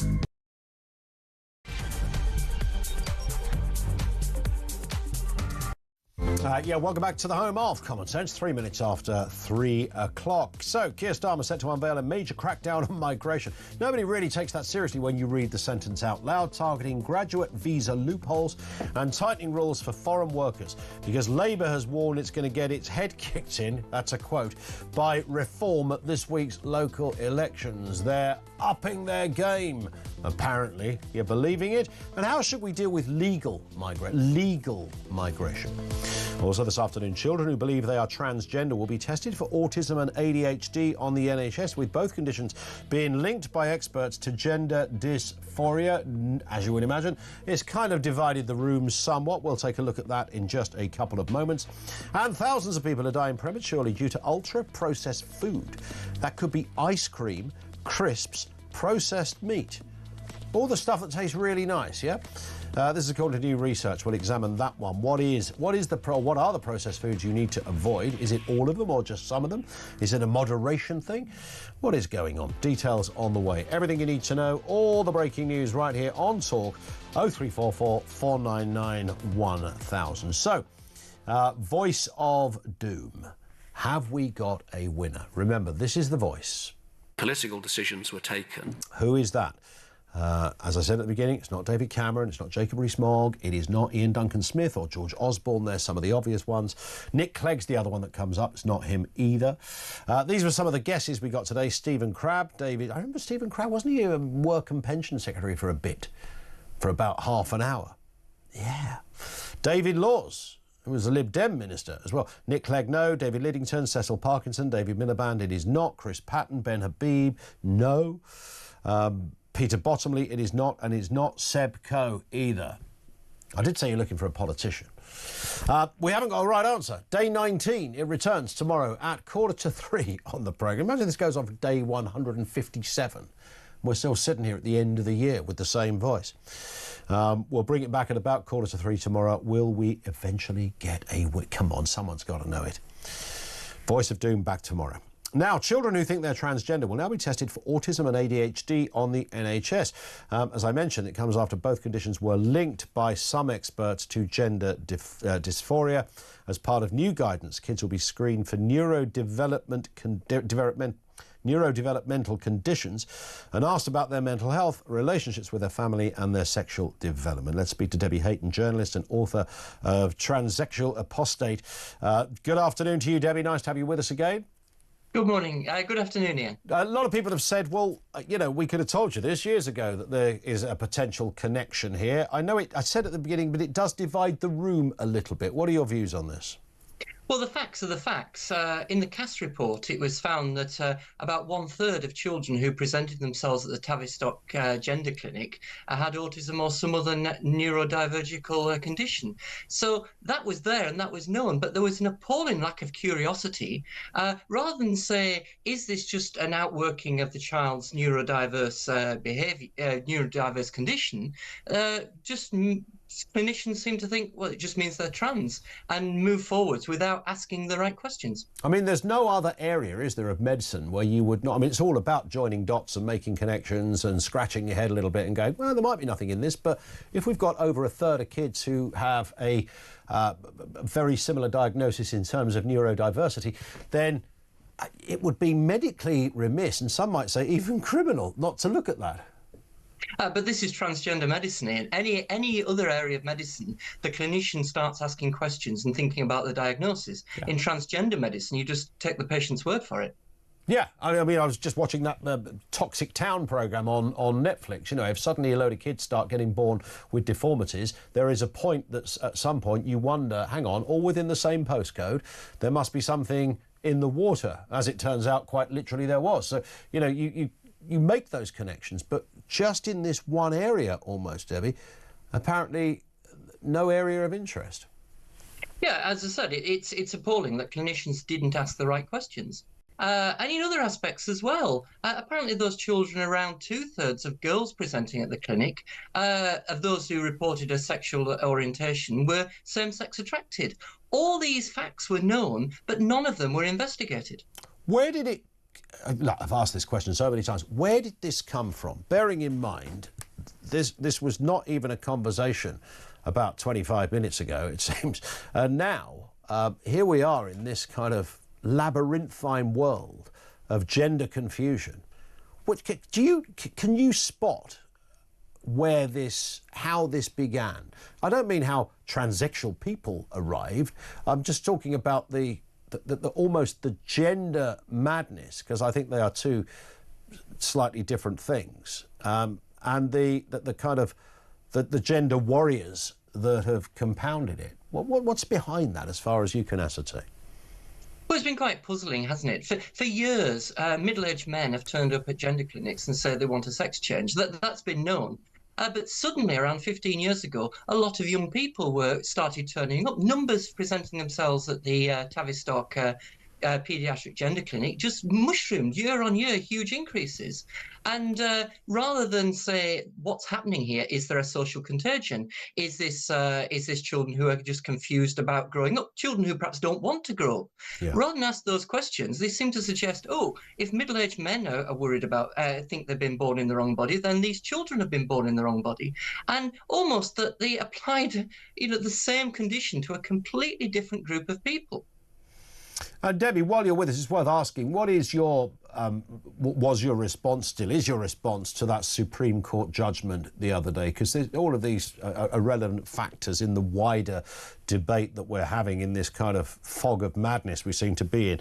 What did you take from what the Supreme Court said? Well, I welcome the Supreme Court's decision. To avoid, I don't really want to quote Keir Starmer, but it does bring clarity. It also brings a sense of. It also makes us more secure in our position. On Friday, the Equality and Human Rights Commission came out with an updated note in advance of some guidance. And for the first time, we're recognising that women have rights to be treated separately from men, but also trans people have rights. And efforts are finally being made to address those rights separately, rather than try to just fudge it.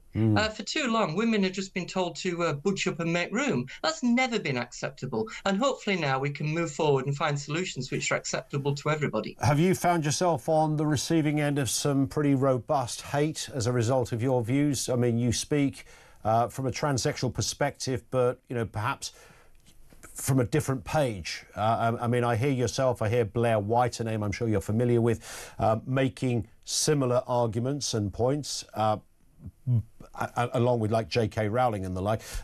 Have you had hassle as a result of your views? Online, it's horrible. The nature of the debate online is worse than it's worse than the worst classroom I could possibly imagine. Yeah. It's just dreadful. But I'm fortunate in that I have a life outside all of that.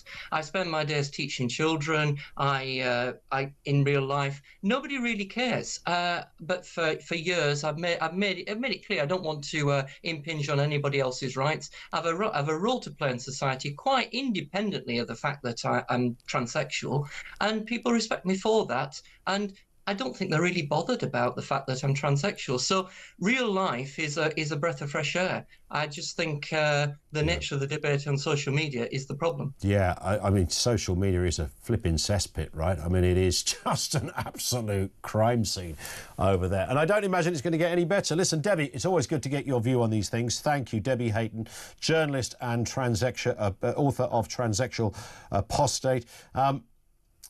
Has very much kept that and retained that view on this debate forever, where others were making very different arguments around this. And you can imagine that Debbie gets a lot of hassle for that view, in the same vein as the sort of J.K. Rowlings of this world.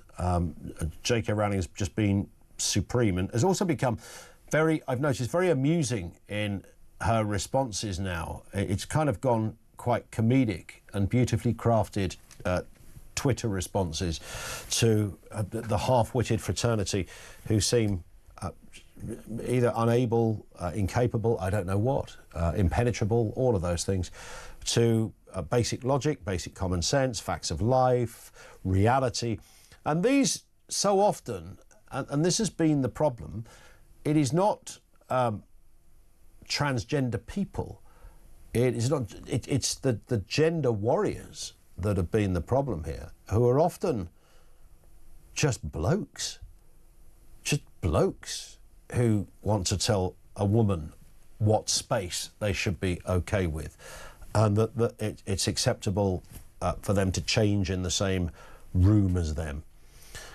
And I constantly hear the agitating remark, well, give me an example of where, you've had somebody change in front. That doesn't matter. You don't have to give an example. You shouldn't have to give an example.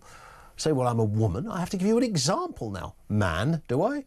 I've now got to give you robust, tangible evidence of this happening to me in order to somehow authenticate my argument.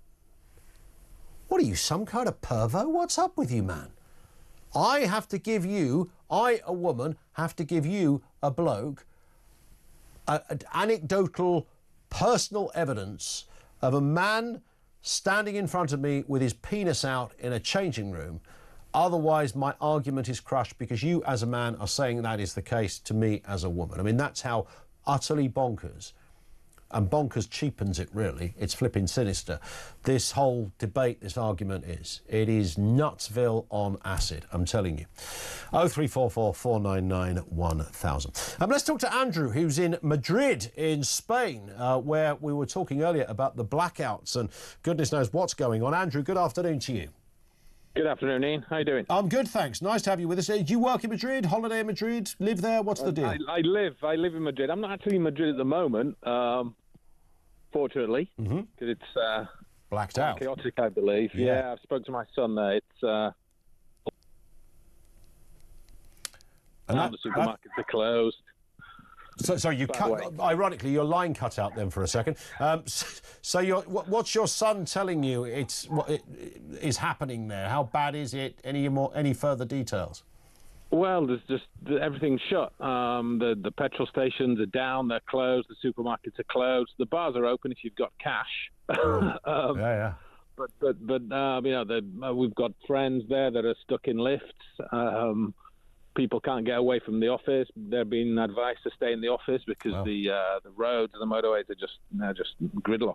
Yeah, of course.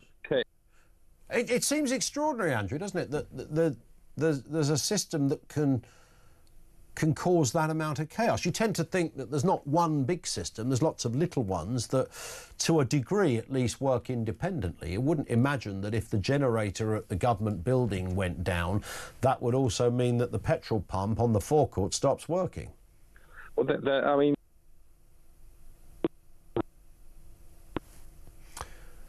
And we really have got a problem with that line. He's gone, Andrew. With the best intentions, we were trying to keep Andrew on there.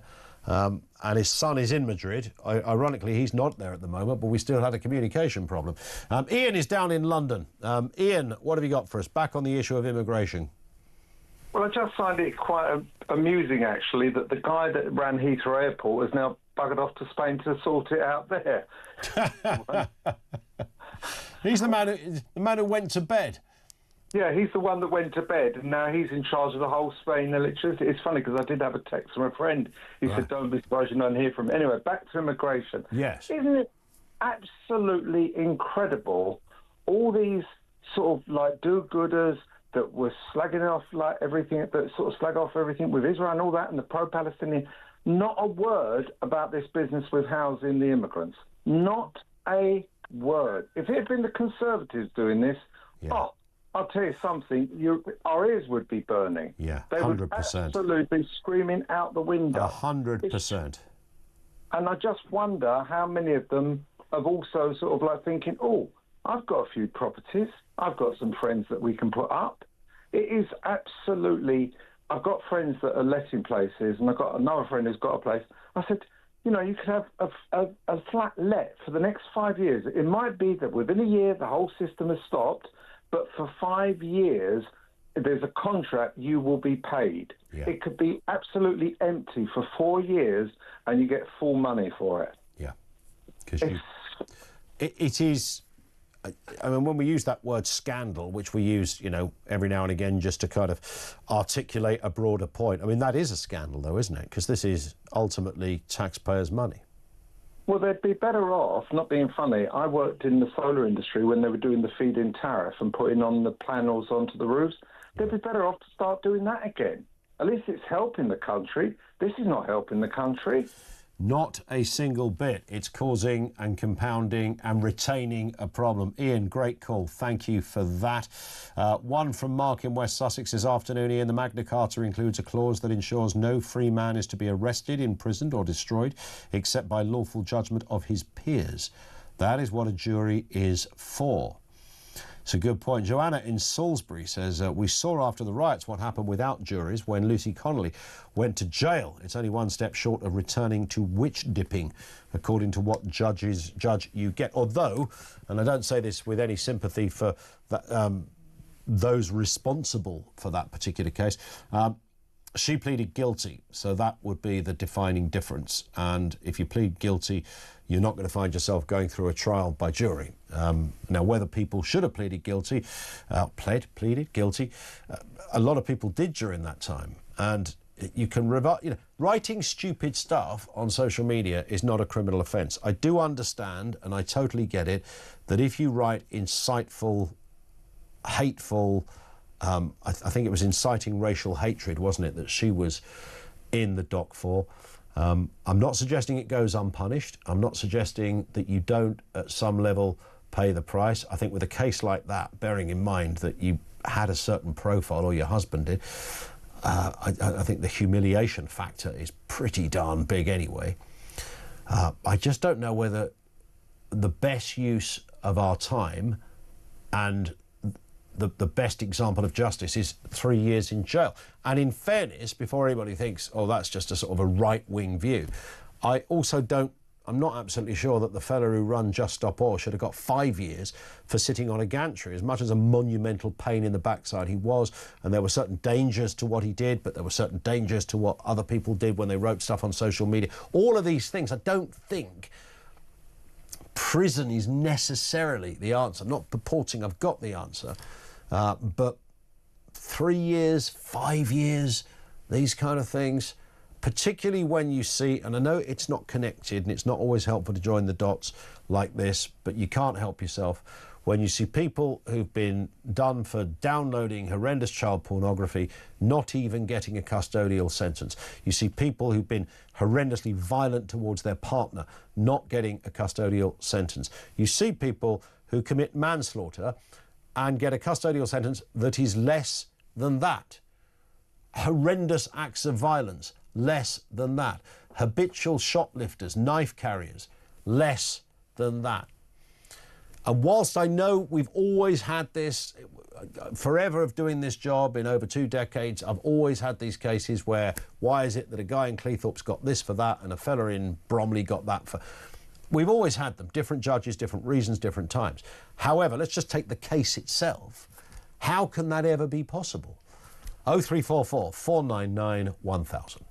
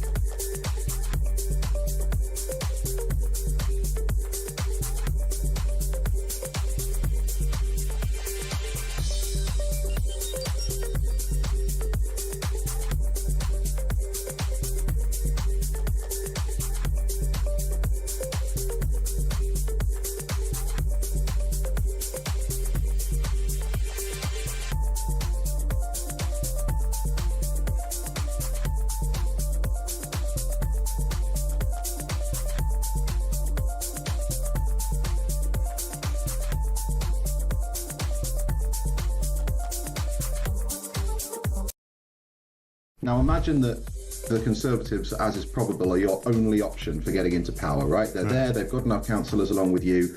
Are you going to just turn that down because Nigel Farage has said so? Are all of them going to turn it down? So I think this is where Nigel's command and control culture, which, you know, he's a superstar, he's the reason this party exists, but there does seem to be a tension often in his parties between his need to decide everything from the centre and the need to attract people into politics who can make his parties into bigger institutions.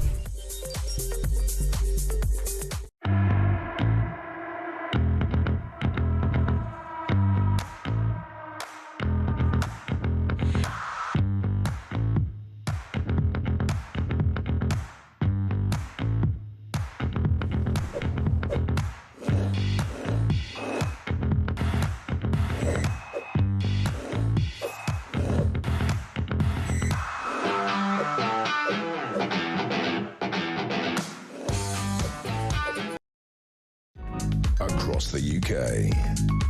On DAB+. On your smart speaker. On your smart TV.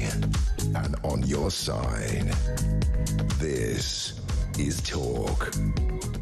This is Talk. The latest, by the way, on the blackouts in Spain and Portugal.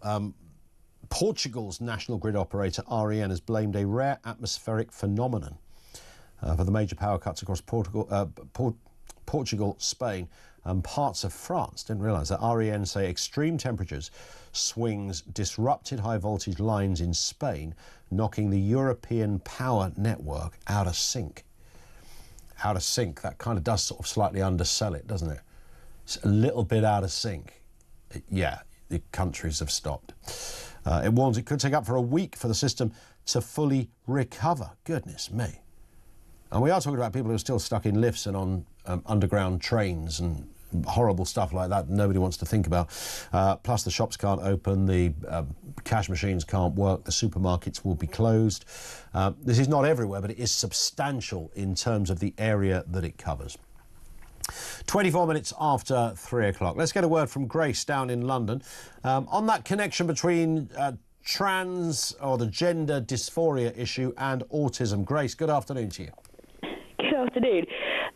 Yeah, I mean, a while ago, I listened into a Twitter Spaces with some people who are trans but who are opposed to the current movement in a similar way to Debbie Hayton.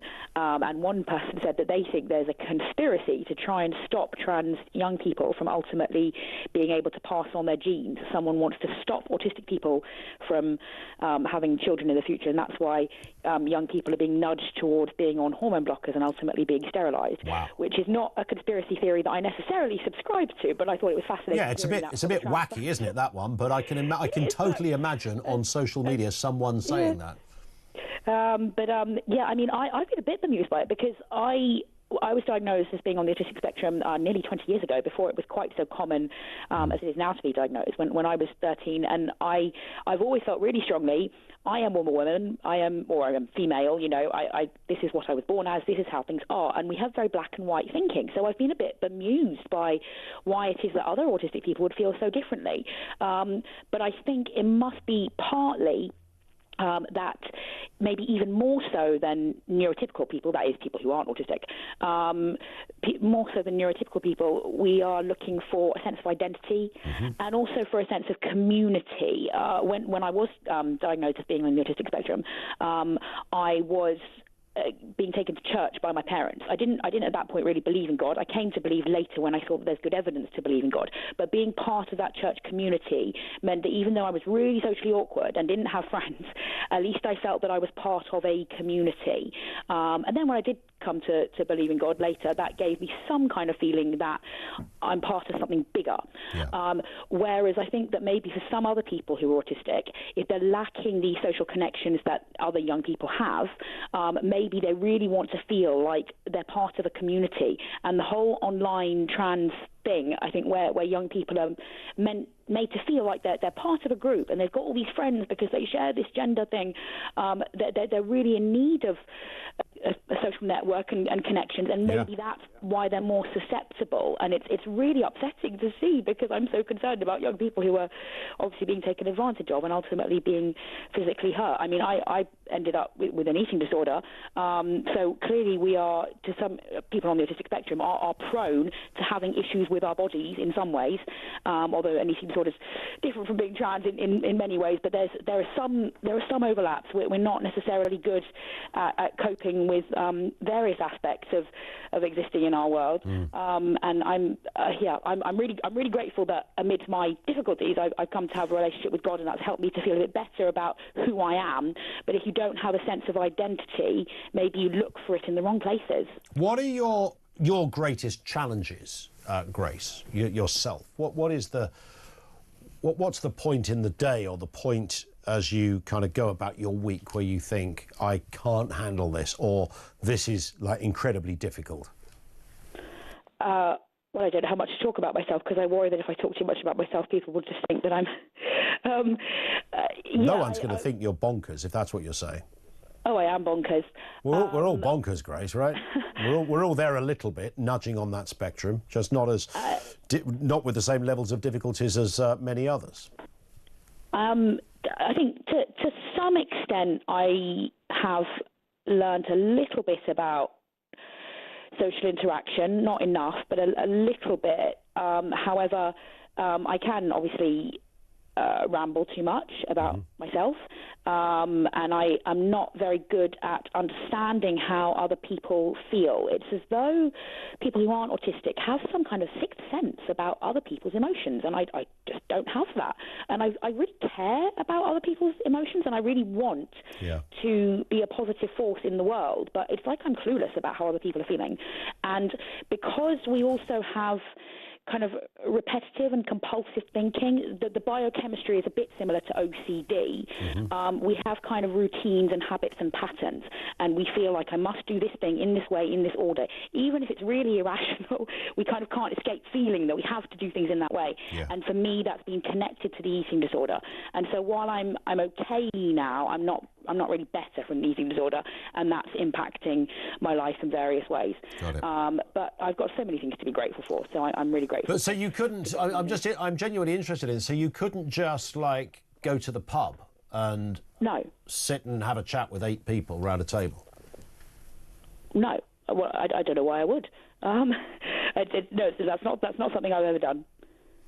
And you've never thought socially, I am missing out on the fairly conventional stuff. There's millions of ways you can have a life. You don't have to go to a pub or the equivalent, I don't know, a sports centre, whatever.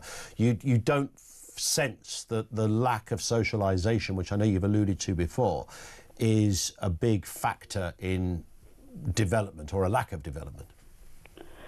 I've not given it all that much thought, because my primary concern is that I really want to be useful in our world. I desperately wish that I could be more helpful to humanity, and I'm very frustrated that my eating disorder is slightly hindering my ability to do that. So all I'm really thinking about is that, and I'm not kind of thinking about, would it be fun to go and socialise? When I was in high school, I remember on a number of occasions seeing groups of my peers hanging around and chatting with each other, and just being aware that I couldn't go and join them. I was just too anxious that I would be an irritation, and feeling really sad about that, feeling really, really upset about that. But since then, I've just not kind of given it much thought, because I've just kind of accepted that that's how it is. Well, it's always a delight to speak, Grace. Thank you very much indeed. Grace down in London on that trans autistic correlation that was raised by, well, certainly a group of experts have looked at this and said, why is this not being explored? And as Debbie Hayton, our previous guest, said, well, lots of experts did know this, they just chose not to explore it, which is curious in itself, given that medicine, you know, almost only expands and develops when you find connections and reason and causation, etc. 0344 499 1000. More from you on the way. Lots to get through. This is Talk. It's 3:30.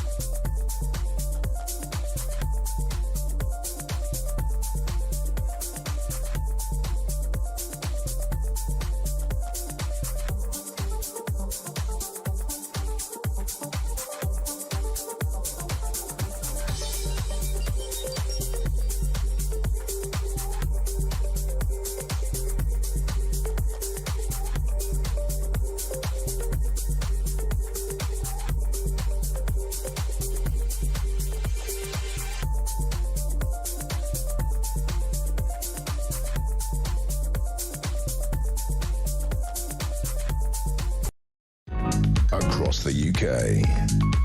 On DAB+, on your smart speaker, on your smart TV, and on your side. This is Talk. It is Talk. 0344 499 1000. That is where you will find us. This comes in from Paul, who says the government scheme to pay landlords a guaranteed 5 years rental income to accommodate illegal migrants. A great many will take the money, and there may well be some who refuse to betray the country. A great many landlords in this country are Muslims. How many of them will refuse the money, says Paul. This comes from Jeanette. I wonder how many landlords from Labour MPs and Labour councils end up getting stacks of public money for housing these migrants. It should be published if anyone in the Houses of Parliament get these lucrative contracts. It is becoming a thing. You know, I do a little bit of work with the landlord industry, and I've fronted lots of debates on this at the Landlord Investment Show and other areas. And certainly when you talk to some landlords who are so confused about, you know, stability in their business, and most landlords own one house, one or maybe two. They're not big portfolio holders. Not some multinational thing, and many are accidental landlords as well. But there are those landlords going, do you know what, I'm going to go for it. I will go for this because in the absence of any other kind of security, I don't know what else I'm going to do. And the people that have created that security are the very government that's now creating this issue with migrant accommodation. So work it out as you wish. Now, ultra-processed, you know what ultra-processed food is? Are you really familiar with what comes under that banner? We hear the phrase a lot. We know that people, thousands of people apparently, are dying prematurely due to ultra-processed food. This includes things like ice cream, processed meat, crisps, mass-produced bread, fizzy drinks. All could heighten the risk of an early death. Ultra-processed foods have already been tied to health issues like obesity, heart disease and cancer. Let's speak with Jane Deville-Ullman, Chair of the British Obesity Society. So good they named it thrice. An independent nurse consultant as well. Jane, good afternoon to you. Good afternoon, Ian. It is one of those. It is one of those things, isn't it? It's a phrase that we read about. It comes up a lot about. It's the sort of thing that's discussed on daytime telly and online. But we don't really know. I'd say the average person couldn't define what is an ultra-processed food. Well, I guess any food product that's got more than 4 or 5 items in it, when you look at the label, is probably an ultra-processed food. And that pretty much covers everything from sauces and ketchups and tins of tomatoes. Everything's these days has pretty much got ultra-processed, some ultra-processed element to it, and it's obviously they use that to keep it lasting longer. You know, your bread. I mean, it's pretty much. I mean, my son has tried to do away with having ultra-processed food for the last year and a half, and it's incredibly difficult. Yeah. But I think the problem is that we know that people are eating too much ready-made foods, products that's ultra-processed, and obviously it doesn't matter if you have it occasionally. It's when people no longer cook really for themselves. What they're doing is they're just buying ready-made meals. Everything's processed, bread's processed, everything's processed, and that ultimately isn't good for our health system. Yeah, and it's, I guess, so the word processed is used to highlight the process, is it, as distinct from, because you also think of a laboratory and they're processing something, but this actually refers to the process it goes through. Exactly, the process it goes through. I mean, for me, it seems really simple, and kind of years ago it was much simpler. You know, if you buy food and it's like loose, you buy fruit and veg, you go to your butchers and buy your meat from your butchers and your fish from, you know, your fishmonger or whatever, you know, that's not going to be ultra processed. If you make your own bread, make your own cakes, make your own food, it's not going to be ultra processed. You know, all these, everything that we buy, you know, sweets, cakes, biscuits, all of that, because it's got a longevity to it, it's ultra processed. So it's got things in there that probably our system can't break it down correctly. I mean, if you look at the amount of people now, you know, suffering with bowel cancers, obesity related disorders, you know, that has to be something to do with our diet. Because it wasn't there in the 70s when people, you know, cooked and knew how to cook. Indeed, and when bread or milk used to last about 20 minutes once you'd opened the bottle or the packet, and now it lasts about 2 weeks. Exactly. I mean, I've got bread in my cupboard, and I look on the label, and I think this is 9 days out of date. It still hasn't got any green bits on, you know. Yeah. You're right. It's that kind of thing. But I mean, the more worrying thing, I think, Ian, for me, is the fact that because people don't cook so much anymore. I know people say they haven't got time. I know they haven't got time, they say, to shop or to cook, but our children aren't actually learning the skills of cooking. So eventually our kids are going to grow up, and all they're going to be able to do is open up a pack of ready-made food, or, you know, buy stuff off the shelf that's already processed and ready-made and put it in the ding oven or in the oven. They're not going to know the process of baking and cooking and making a meal. What are the who are the real bad guys on the block then when it comes to foods or drinks? What are the areas that you look at and say, this stuff is public enemy number one, Jane? Fizzy drinks, public enemy number one. Crisps, you know,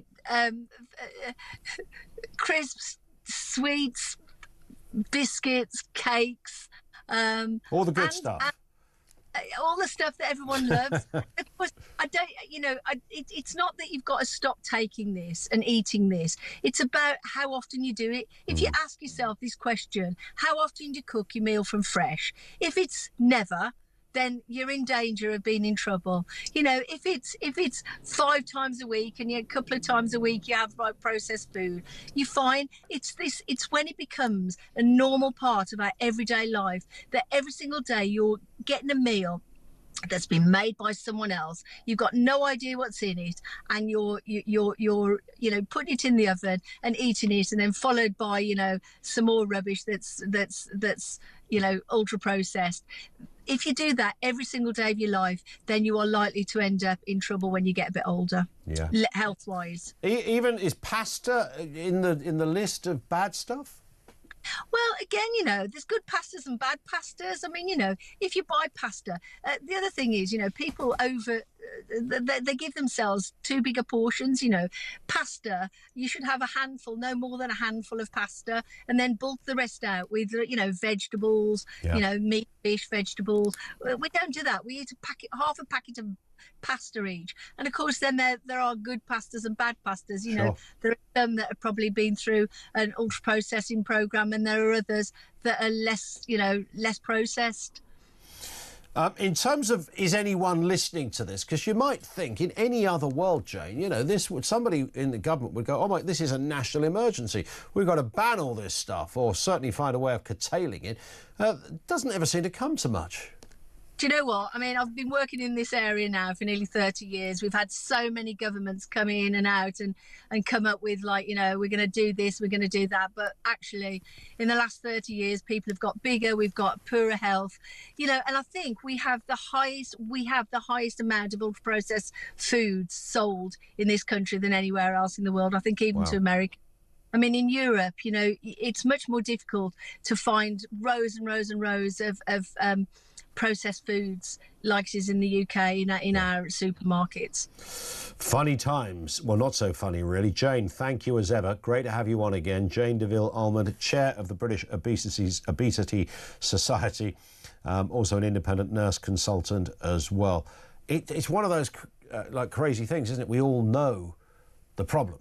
We can all kind of work it out for ourselves, really, that if you drink a can of fizzy drink and a packet of crisps, which for years I swore they were both part of your 5 a day. A can of Coke and a packet of salt and vinegar. I mean, how can you go wrong in life? Surely that's better than a lettuce any day of the week, or a handful of nuts or something. But we know the problem, and it's that confusing conundrum. This isn't one of those stories that Netflix are going to make a documentary on in years to come. We had no idea what we were eating. We all know. We literally know the problem. We know why we're obese. We know why people are getting ill. We know why you feel lethargic, because the kind of meal you might have just eaten, if somebody said to you, what do you think is in a ready meal? You would absolutely go, well, lots of chemicals. That's probably one of the first things you would say. You look at the label on the size of some of that microwave stuff, and you go, man alive. I mean, that's got like 100 things on there, and about half of them are unpronounceable. That's not meant to be in food, okay?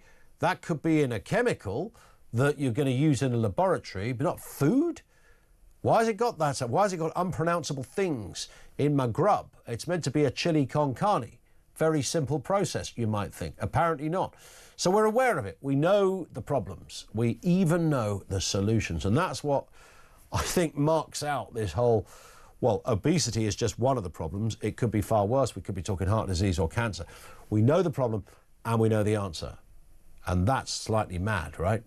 That is slightly mad. I know time is one of the... You know what she just said about pasta? Because it's the easiest thing in the world, isn't it? Just do yourself a load of pasta, stick it in a bowl, even if you just put salt on it, a bit of butter, a bit of salt, maybe a bit of cheese on top if you've only got 15 minutes, and it's a whole plate of pasta. Now, halve that or quarter of that, stick some green beans on the side, and maybe something else, a little bit of tuna or something, something like that. Clearly we know that's better, but that's extra faff. That's something else to cook. 0344 499 1000. George is in Dundee. On the public sector, George, good afternoon to you. Yeah, a couple of wee points. First of all, on the public sector. Yeah.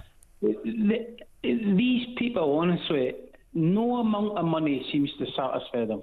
Every single year they're wanting rise. I mean, they have to get, the government, if they're going to give these people rises now, they have to get something in return. Yeah.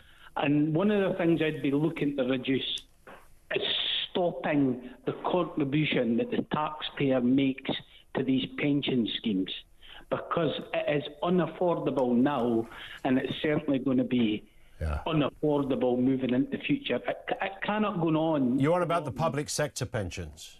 Yeah, it cannot go on being subsidised by the public through our taxes.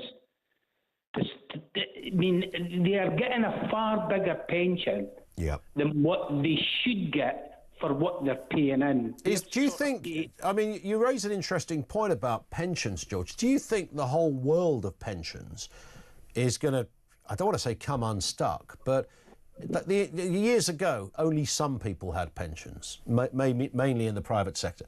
And then, of course, people started to realise, oh, actually, you can get a private pension, and then companies became compelled more recently to put a private pension in place for their staff, etc. Is it really possible that the whole Western world can all have a pension that will all grow and do rather well for everyone? No, it's basically impossible. That's what I mean. It's a bit weird. There's not that much money around, right? Yeah, I mean, most public sector schemes, you're going. It's usually either a 60th scheme or an 80th scheme. Mm-hmm. For every year you work. So if you do 40 years, you get 2/3 your final salary or half your final salary. It's to keep up those level of pensions. Mm. The taxpayer has to fund that and to incredible levels. And every time these people get big rises, they also get big rises on their pension because their pension's based on their final salary. Yeah. So it becomes impossible. Can I say one other point, Ian, on go for it, George. Immigration? Immigration. This country has got to do two things with illegal immigration. The first thing they should try is internment camps. We will feed you and keep you sheltered, but you ain't getting to wander about this country with your illegal activities or intimidating the general public. If you land illegal in this country, you are getting interred. If that doesn't stop it, one of our parties should have the bottle to say, right, we've tried everything. We are now by hook. Well, just based on, if you or I went to Egypt or Sydney or anywhere and walked in the country, we would not be in a camp, we'd be in a jail. And the same, as I always say, if you jumped the barrier at Heathrow Airport because you didn't have your right documents, you'd be in jail. So even if every single one of these people that crosses the channel is a thoroughly decent person that means no harm, that's irrelevant. We don't know. We don't know who the people are, right? We've got literally have no idea. You have broken the law. You have jumped the queue to get in, and there is a queue to get in. Yep. You have jumped it. So it's going to be internment. If that doesn't work, then the government of the day, and it would only be, I would think, a right-wing government that would do this, should warn the world, should warn Europe, and should warn those trying to get in. By hook or by crook, we are turning these boats around. And we will even risk a war with France. What about that? Because that's never a bad idea, just for cheap japes, really, to have a row with Macron, is it? No violence, of course. George, great call. Thank you very much indeed for that. George in Dundee. More from you on the way. Jeremy Kyle is on the other side of the news at 4. We'll chat to Jezza before then, find out exactly what is going on. Kevin O'Sullivan is back tonight at 7 o'clock. Looking forward to that. No better way to cook a meal than have Kev on the radio at the same time. 0344 499 1000. This is Talk.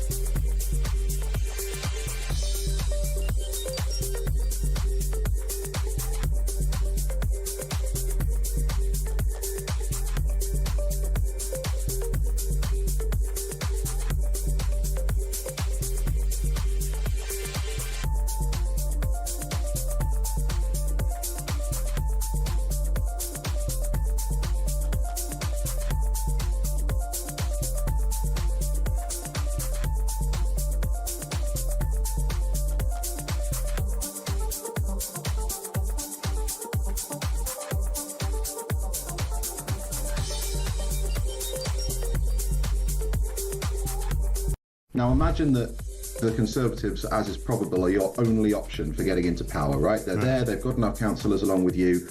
Are you going to just turn that down? Because Nigel Farage has said so. Are all of them going to turn it down?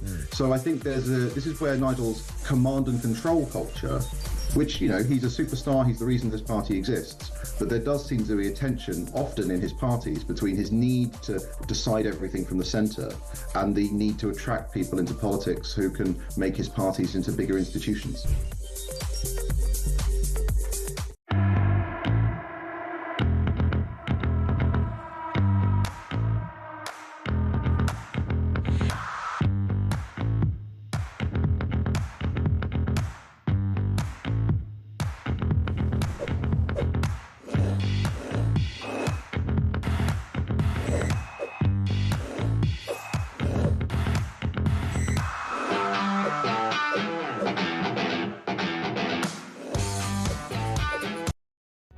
Across the UK, on DAB+, on your smart speaker, on your smart TV, and on your side.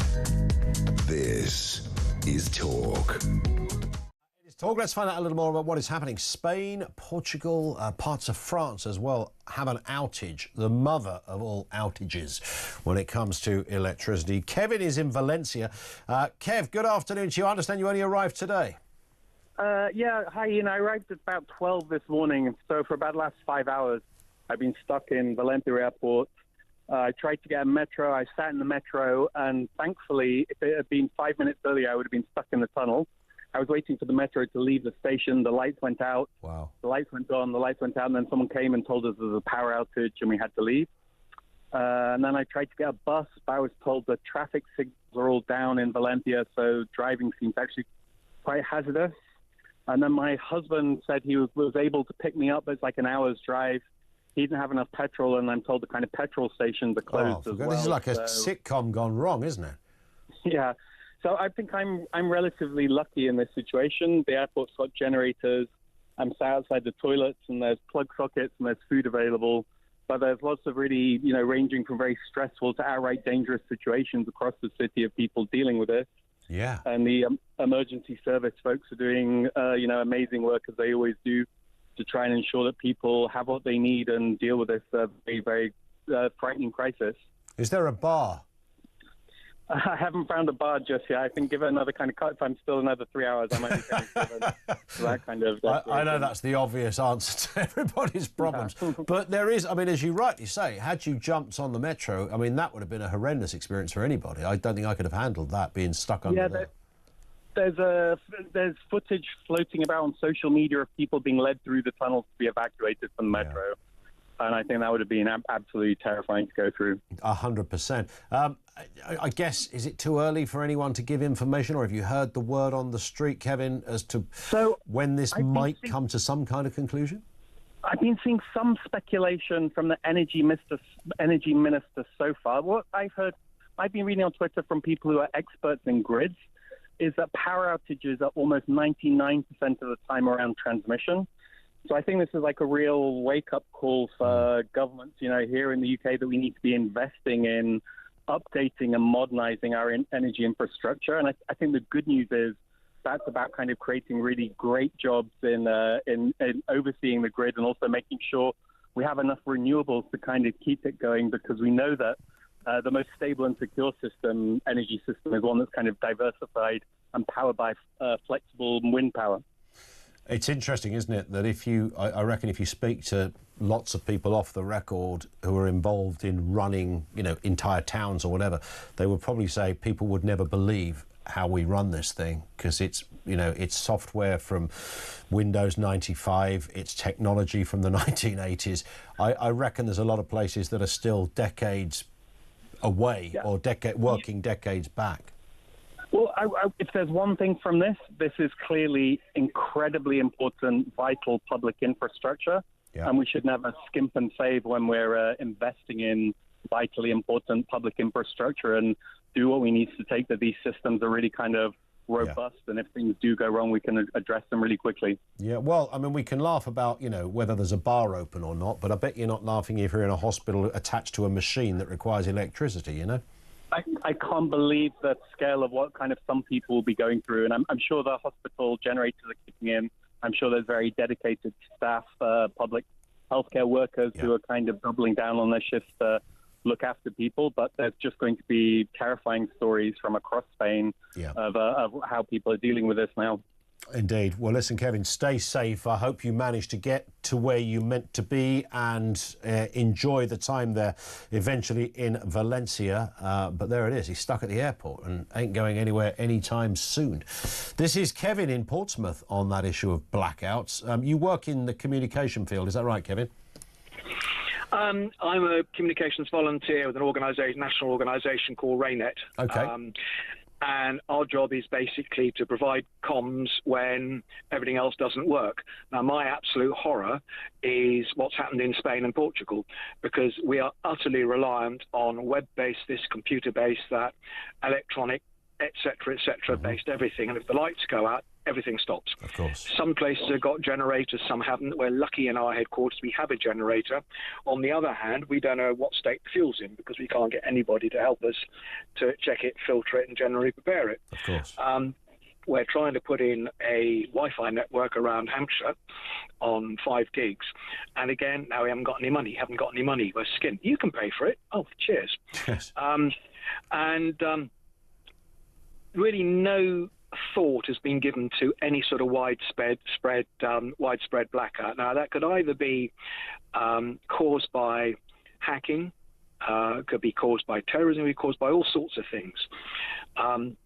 And I guess Heathrow, where a transformer blew up, was it terrorist? Wasn't it terrorist? I tell you, I bet that's got a few people thinking. Yeah. So it's people like us don't need us. The grid's reliable, the internet's reliable, everything's reliable until it goes wrong. And the absolute Achilles heel, the weak point, is electricity. If that goes, every single thing that we do stops, including our telephones. In the days of the miners' strike, when they're rolling blackouts on a 3-day week, telephones work throughout. I know, because I was using them. It's interesting, isn't it? So, yeah. And I was just going to say, Kevin, to echo our previous caller as well, the level of reliance on this infrastructure, the phrase taken for granted clearly springs to mind. But nobody thinks, everybody seems to work and function on the basis it probably won't go wrong, because it rarely does. But you only need it to go wrong once, or in this case maybe twice, and you begin to realise the massive implications, and some of them will be very unpleasant. Listen, Kevin, I have to run for no other reason than time, but thank you, Kevin in Portsmouth. And there's this one in from Margaret in Edinburgh. It says, if you're just about managing, but some weeks can't pay your mortgage and you are a taxpayer, is it not against human rights that you are paying for immigrants in hotels or houses, but you can't actually afford your own bills? There are many people in this country in that position. 100%, many people in that position.